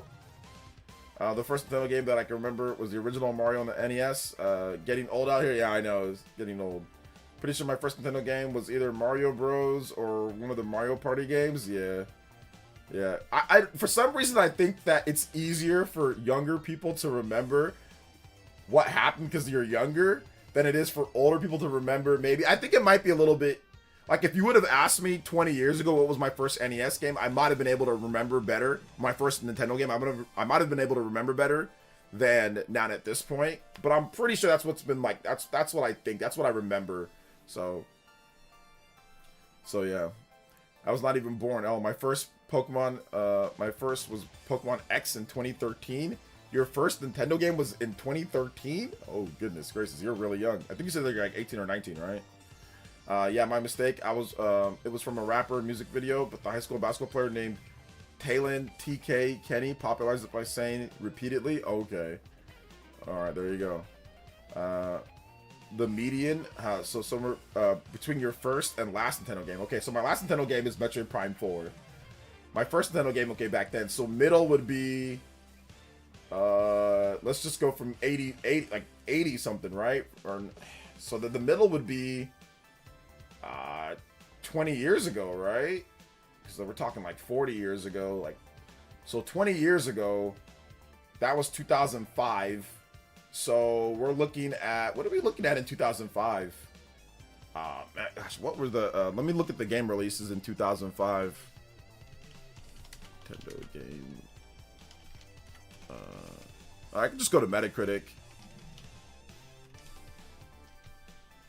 So that was the GameCube. Best games. Let's see here. Show more. Let's go with the GameCube. I think the DS was out at that point. DS. GameCube, DS, and Game Boy Advance. 2005. Alright. Best games. So I was probably playing... I mean, Resident Evil 4 was huge for me at that point. So yeah, Resident Evil 4 for sure. Was a game that I was playing in 2005. I mean, that's not a Nintendo first party, but it was an exclusive for a while. So Resident Evil 4, for sure. Let me go to. Let me lock down the year to 2005. Yeah, let me lock down the year to 2005, and then we can kind of go from there, so I don't get other years. So yeah, Resident Evil 4, Mario Kart DS. I was definitely playing Mario Kart DS in 2005. Advance Wars, yeah, I was playing Advance Wars. Castlevania, yep, I was playing Castlevania Dawn of Sorrow. Those were the games that I was definitely playing. All those 4 games, yes. Those were the best games of the year, too. Some of the best games of the year.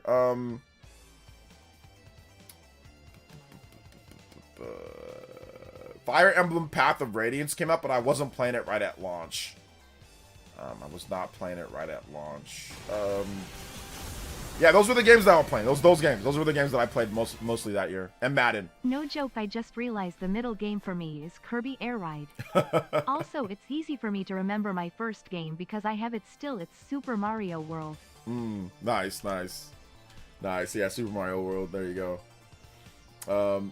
Thank you, Justin, for another $3 dono. Getting us to 27 on the board. I'm going to 27 or more. You beautiful man, Justin. And getting us to 87 on the combo board. Only 13 combos away from the Platinum extension. Let's go. Shout outs, guys. I appreciate that. Thank you for indulging me, OJ. No problem. No one asked, but the earliest Nintendo game I played was likely Mario Sunshine. See, that's why you're messed up, Psychopath. That's why you have issues. Because your first Nintendo game was Mario Sunshine. No, I'm joking. That's why you have many issues, bro. That's the problem. I think my first Nintendo game was Super Mario Bros. Or one of those bootleg consoles. My mom bought it for me at a swap meet. Nice, Max only. Oh man. Hey, what's up, Mike Sean Williams? Welcome. Yeah, I just had an NES. My dad bought us an NES, and then we got a Super NES, and then we got an N64. And then after that, they were like, "You're on your own." You ain't. My parents never bought me another video game system after that. But I was already old at that point. By the time that N64 came out, that was pretty much. I was already kind of old. I still didn't have any money, but I was already getting up there. Then by the GameCube, it was like, "You're on your own." Although my mom did buy me a Dreamcast in 2000, in either 2000 or 2001. I forgot which one. She did buy me a Dreamcast in 2001, 2000 or like for Christmas. She's like, "Hey, I'm gonna buy you a Dreamcast." She found one. We found one on eBay for like really cheap. It was, I think it was in 2000. Or was it 2001? One of those two, where she bought me a, because I didn't have a GameCube at that point. GameCube came out in 2001 and I wanted one, but couldn't afford it. So my mom bought me a Dreamcast plus like 13 games, 2 controllers, and like 2 VMUs. Like I got for like $150 or something like that. It was crazy. So it was on eBay. So yeah. NES and SNES were goated. Yeah, they're great, man. Let's see. Which console made you the happiest when you opened it brand new? The happiest.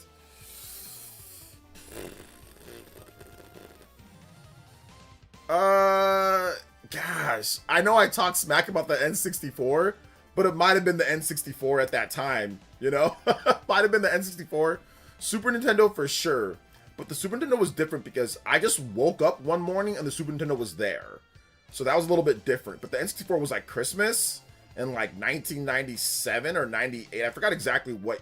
I think it was like 97 or 98 Christmas. So I was pretty hyped about that, man. I was because I was like, you know, I was still playing ROMs. I was still playing Super Nintendo at that point. I didn't have a PS1. I didn't have like a Sega Saturn or anything like that. So I was still playing Super Nintendo in like 1998. Like I was still playing that, and like there wasn't a ton of new games that were coming out, and I didn't really have a lot of money for games, so I was playing Pokemon. I was playing Game Boy. I was playing Pokemon. I was playing Super Nintendo game like Donkey Kong Country. You know, I was playing Super Mario World 2, Yoshi's Island. Like I was just playing a bunch of Super Nintendo games. So, and yes, I was playing like at like mom and pop shops. Like I would play like the little like the systems there. I'd play the PS1 or I'd play N64, or my friends' houses I would play their PS1, but I didn't have anything myself. So when I got the N64, it was hype because, you know, I'd been on an 8-year drought, or like 7-8-year drought of a new system. I ain't got nothing. I had not gotten a single new video game system, in years. So yeah, my wife just texted me right now. So let me see. It's okay. I'm gonna tell her you can turn on.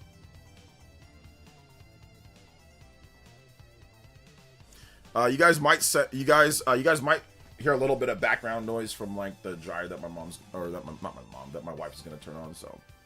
So yeah. Let's see. I was still on the SNES, but loving it. Oh yeah. Yo, Shinru with the $10 JOJO. What's new, guys? OJ, how's the fam? Watched the TGAs last night with Discord friends and we were ripping it apart XD. Really? It was a good time, I can't complain. Now off work today and tomorrow to prep for next week of meals and play more games. Hey, there you go, Shinru. Thank you so much for that, JoJo boys. Yo, 97 on the board. Let's go. And of course, Shinru. Let's go, man. Thank you so much, JoJo boys. Yes, sir. Thank you so much, man. I appreciate that. Let's get it. Thank you so much, Shinru. 3 combos away from that platinum extension. Yo, JoJo's in the house. Hey, yo. Thank you so much, man. I appreciate it. Thank you so much. Appreciate that, man. Also, we have a new video here from HD TV Test when it comes to Nintendo's HDR. So I highly recommend you guys watching that video. Put it in your watch later. I just put it in my watch later. It's only 9 minutes long. So this is the premier guy, HD TV Test. He's the premier guy when it comes to HDR, when it comes to TVs and all of that. So go check out his video if your HDR is all jacked up or whatever. Go check that out. So yeah, HD TV Test. I just linked his video. I'm gonna watch that later for sure. For sure, watch that later. Stayed all day. Stayed at friends playing the game. Nice. Well, not me. I couldn't stay all day doing that, but sometimes I could. Sometimes I'd spend the night at their house. We'd play video games all night. Thank you, Shinru, for the big $10 though, man. I appreciate that. Big love. Shout out to Shinru. Appreciate you guys, man. 3 combos away from that at platinum. Let's go. Also, Tyrone. Is it Tyrone? Tyrone? Thank you for the subscription. Appreciate that. Welcome to Elite Ninja Village. Let's go. All right, take it easy, Dragon Gamer. Thanks for coming out to the stream, man. Appreciate you. Thanks for coming out to the stream. Shout outs. Let's see here. As much as I trashed the Wii, I was so excited to get it at the time. Yeah, I think the Wii I was excited to get the Wii as well. I'd probably say N64 was the system though that got me just super excited, man. N64, just because of the GoldenEye and Mario 64 and Mario Kart. It's like I got all those games. I got my dad. He did a number that year. That was probably like we had like 2 Christmases back in the day that were like really, really like good that my dad really tried. Like 2 that I can remember. There was like a Christmas in like the early 90s. I forgot which one it was, where like my dad got me, my brother, and like my sisters. We got like. I got like baseball bats, I got mitts, I got like games for the Super Nintendo, I got like clothes, I got all sorts of stuff. Remember, we were poor growing up, like we were poor. And then like in like Christmas like 97 or 98, I got like N64, I got like 3, and me and my brother, we both got 3 games apiece. So we got like F-Zero, we got Buck Bumble, shout out to Buck Bumble. We got like GoldenEye, Mario 64, Buck Bumble, F-Zero, NFL Quarterback Club, and like one more game that I can't remember. There was like some other game that we got to. I think it might have been 1080 snowboarding, but it might have been something else. Or like Wave Race. I forgot exactly which game it was, but then we got like 6 games. And it was dope. And we got like a bag, like to carry the N64 in, which we didn't need because we weren't carrying it anywhere. But whatever, we got like a travel bag. Like, we didn't travel a lot, so I don't know why he got that for us, but he did. But yeah, it was pretty cool. And I got a bike. And I got a freaking bike as well, so I can, get around, go to work, stuff like that. So, yeah, and I got a bike, so it was dope. It was a hype Christmas, dude. I was so hyped, man. I couldn't freaking keep my excitement. I was like, yo, I had to like keep my excitement, like I was like the night before, like I couldn't sleep. I remember waking up in the morning. I was the first person to wake up. I was like, hey, everybody get up. Let's go. Like I wanted to rip that 64 open and start playing that day, bro. I was so hyped, man. Like I don't think there's ever been a time I was been that hyped for like for a new system. I was hyped for Switch 2 though. I was hyped, but the problem is that instead of like hanging out and like being here and like streaming with you guys and like I went to my which I like the fact that I went to my brother's place, but the travel going to LAX and then, you know, doing all that and like getting the Ubers and then traveling from my brother's place, which is about 45 minutes away from Nintendo, the San Francisco Nintendo store. So my brother lives outside of that, but by San Fran. So like the travel and then like the streaming setup was uncomfortable. I mean, my brother's house is incredible. He's like a mansion. It was great, like to see my brother, and I love that about it. But like I couldn't do everything that I wanted to do. So like the hype of the Switch 2, it was hype leading into it. But I think I had more hype actually streaming the event for the Switch 2 than I did actually like having to do all the travel and stuff. Next time, what I'll do is that I'd probably say like I'll do it here, and then hopefully like my brother can travel here. Next time. My brother can come here and we can get everything, so I can have like my regular monitor setup. We can do everything. So next time, because I'm more of the gamer than he is, but then again, Nintendo invited me to San Francisco, so that's the reason why I went there. I went there because Nintendo invited me there. But yeah, I think that kind of took away some of the like the excitement and hype of it, because my setup wasn't the same. I had a weird streaming setup, like my notifications weren't there. It just wasn't the same, you know. Yo, shout outs to PsychoPie. Here's my cope about Sunshine. Is it the best 3D Mario game? Maybe, but if for whatever reason my child's first 3D Mario game was Sunshine, then the plus side is that it will teach my child that we must take care and clean our environment and stuff, yo. Oh my god, PsychoPie.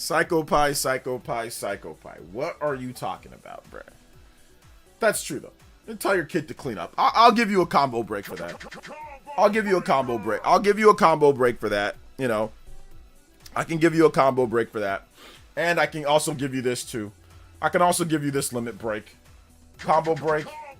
And I'll give you a limit break too as well. Let's go.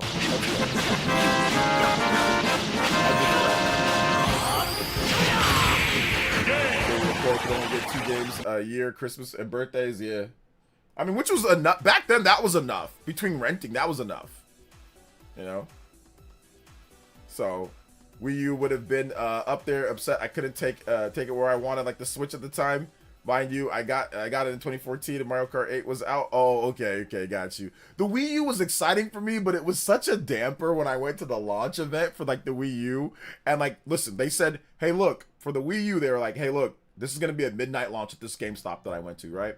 So then when I went to the game, and then like right before they said, oh no, it's not gonna be midnight. You have to wait for the morning, the next day in the morning. I'm like, dude, this is the worst ever. I was creating content at that time, and I'm like, how is there not a midnight launch? They told me there's gonna be a midnight launch for this.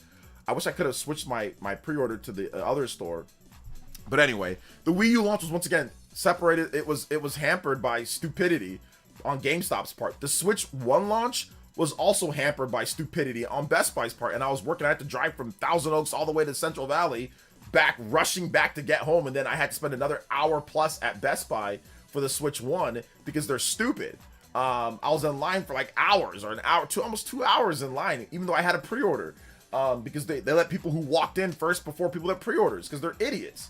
So they fixed that though for the Switch 2 launch. So for me, the other launches were hampered by that, but the N64 launch was pure, unadulterated, like just pure essence of gaming and fun. No nonsense, no I have to create content or no other things, like I have to, you know, like there was nothing that was in between me and the game, which once again, that is my, you know, it's my choice. I'm not saying that I dislike that. I like sharing those moments with you guys when it comes to like the Switch 1 and where I was tired and I unboxed the video and I did all that.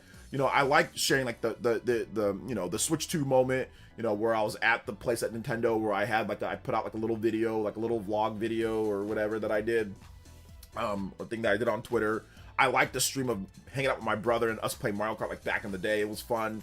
You know, he was playing his system. It was great. All that was good. But man, like the N64, it was like me, game, brother. Like I had what I had like with this launch, like with my brother around, which was awesome because I love my brother so much. But then I also had it to where it was like we didn't have anything else. It was Christmas. There was no school, no work, no anything. No internet. Like there was internet, but it wasn't like the internet in today's day. And it was just you, game, family, food, fun, and it felt like that moment would last forever. So that's the reason why I say the N64, because there was nothing else.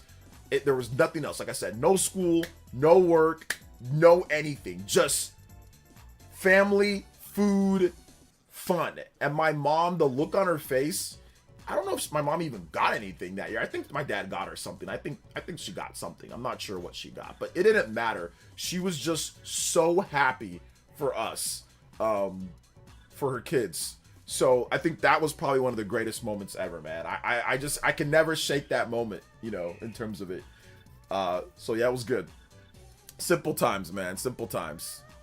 Also, I think that year it snowed, which was kind of crazy. It never really snows here in the CV.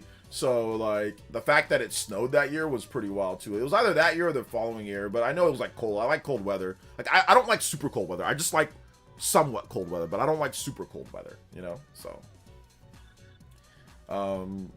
yeah. I still remember the smell of opening the GameCube. Oh, man. The GameCube, the thing about the GameCube, why, it was awesome, but I bought the GameCube with, like, my own money and everything, and it was just kind of like, when I had the money, I bought it. So for me, the GameCube was lit, because I went there, I bought, like, I traded in a couple different things, and I had enough money to get it, and I bought it with Metroid Prime, and I was like, yeah, here we go. The GameCube, Metroid Prime, I remember opening up the GameCube, hooking it up, popping in Metroid Prime in there, and playing this thing, just blasting everything. I was like, okay, yeah, this is fun. This is great. This is great. So that was really good. That was really good. Gaming as a kid was the best. Oh yeah, gaming as a kid was awesome. It was awesome. Simpler times. The only consoles are 3DS, PS4, Switch, and Switch 2. Yeah, you got a Switch 2. That's good. I went to Walmart for Wii U at midnight. It was the 7th in line. They only had 6. Oh no! Oh no! Yeah, at my launch for the Wii U, there was like 12 people in line. So it was like barely anybody in line at all. It sucked. But for the Switch 1 launch, there was a lot of people. For the Switch 2 launch, there was like the line like wrapped around Nintendo San Francisco. And if you've ever been to Nintendo San Francisco, it's like densely populated. Like, I don't know how many of you guys live in areas where there's always people. But, like, I don't live in an area where there's always people outside. Like, I just don't. Even when there's good weather. Unless there's, like, a shopping center. Like, big shopping centers, yes, you'll see people. But San Francisco, downtown, is, like, it feels like there's just people just randomly walking to places. Like, where are these people going to?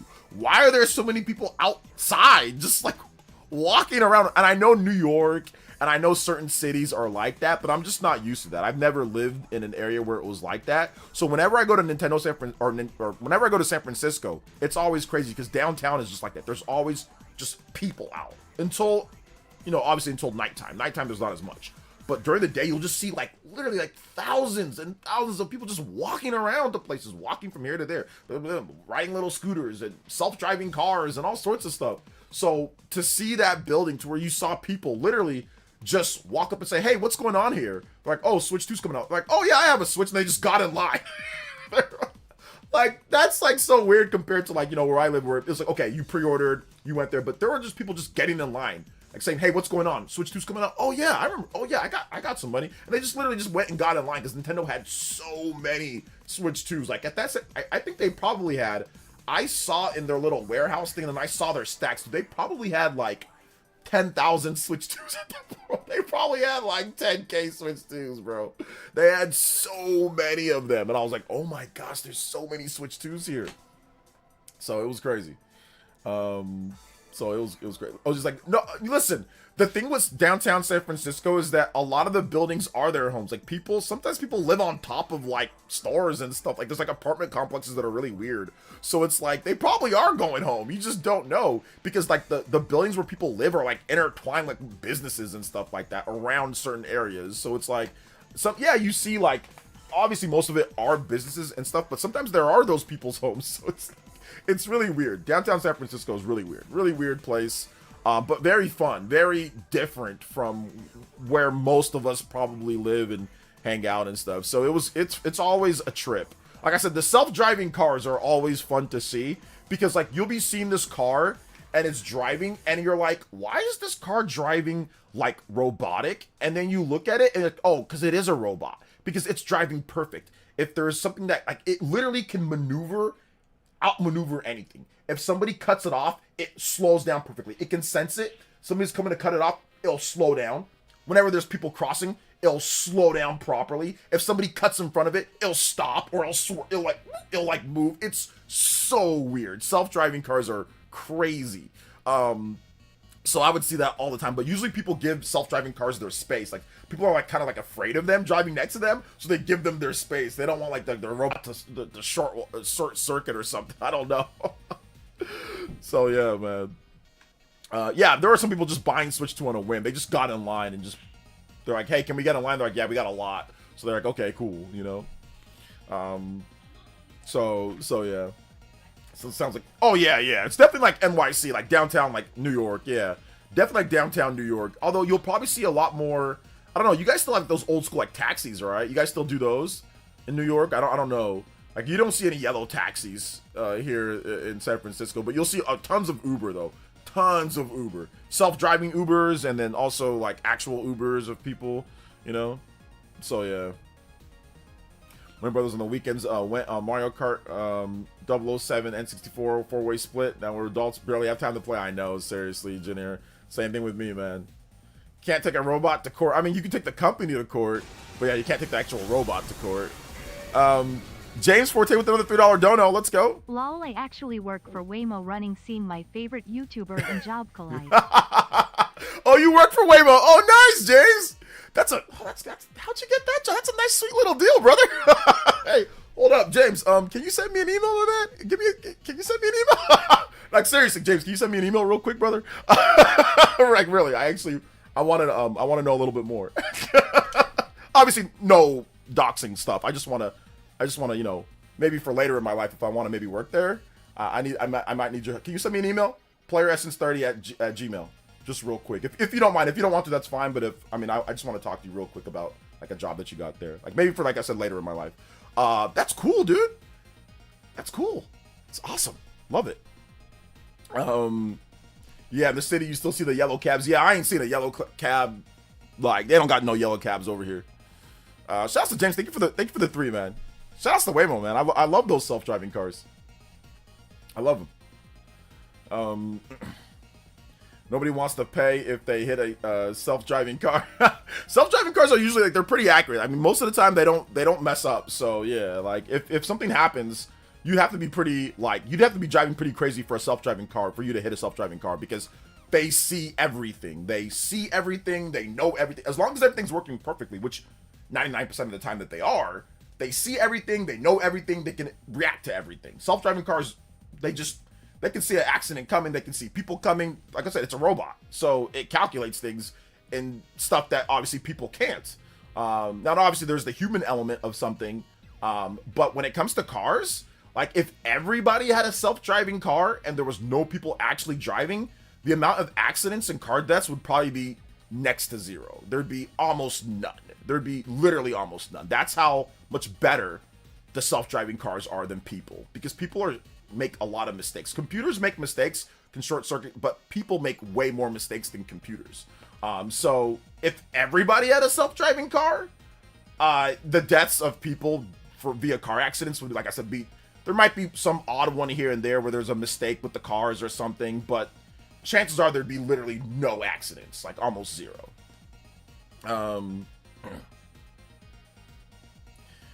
Statistically, self-driving cars are generally safer than human drive. Oh, yeah, absolutely. Absolutely, they're safer. Considering there's car accidents from people every single 10 seconds. There's a new accident somewhere.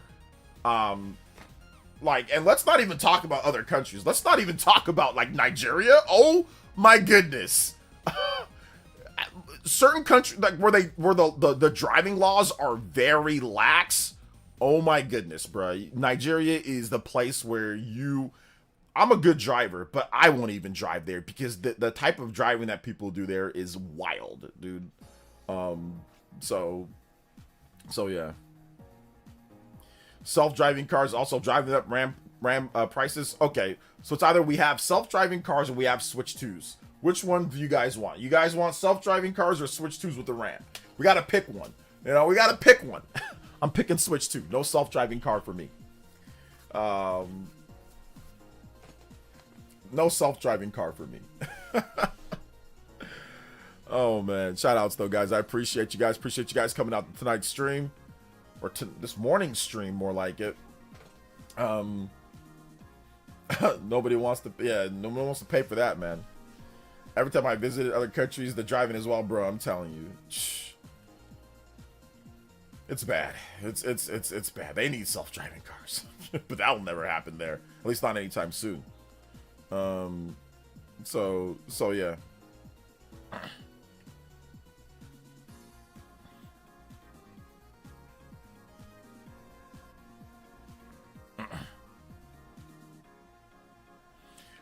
Let's see here. Uber has been a great source of income for me while finishing up college. So much flexibility. I'm actually going to apply for an internship with Waymo for next summer. Nice. Let's go, Dylan.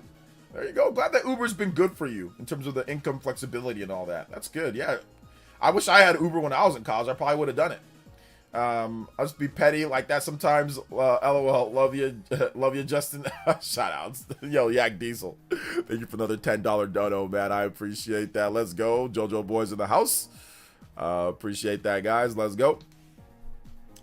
Let's get that up. I think that actually does the 30 on that one. Yeah, shout outs to Yak Diesel. Thank you for that. Retaking the Hokage lead. Hey, yo. Appreciate you, man. Yak Diesel. The Diesel. Shaq. Shaq this. Shaquille O'Neal. I'm here. Dunking on everyone. Big love. Thank you so much, Yak Diesel. Appreciate you, fam. He's petty, brother. Petty.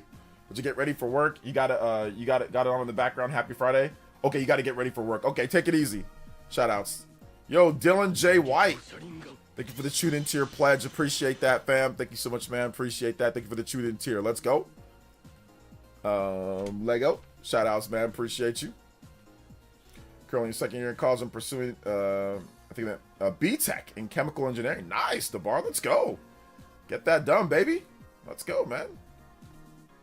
Shouts to Dylan, man. Welcome back to the Tuning Tier Pledge as well. Appreciate you. Tuning Tier Squad. Headbands coming through. We out here tonight, guys. Let's go. Lego. But yeah. In terms of the stream for today, guys, I just realized I do have something that I have to do by 11.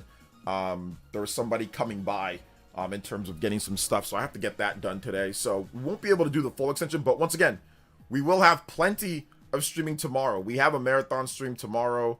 We're going to be playing for 3 hours plus, and that could extend up to 6 hours if we do well. So, yeah, I think it's going to be fun. So, games tomorrow. You guys are going to find out the games tomorrow. I'm going to have a video, or not a video. I'm going to have just the stream in the morning starting at 9 a.m. PT, 9 a.m. PT, 12 p.m. Eastern time. Marathon stream is going down. I'll have the post up early tomorrow, so I'll have the thumbnail and all that done, so you guys will know well ahead of time. So, yeah, look out for that stream tomorrow. We're going to be playing, I think I'm going to do Hyrule Warriors, Age of Imprisonment, post-game. No spoilers, just post-game content. We're going to do Mario Kart World. We're going to do Kirby. So we should be able to do, like, a lot of different games. Like, we'll see about the other games, too. Like, we'll add on other games as well. So, should be fun. Should be fun. So, thank you guys so much for coming out to the stream. Thank you guys for being awesome. I'm not going to do the Spawncast. No, I'm not going to have...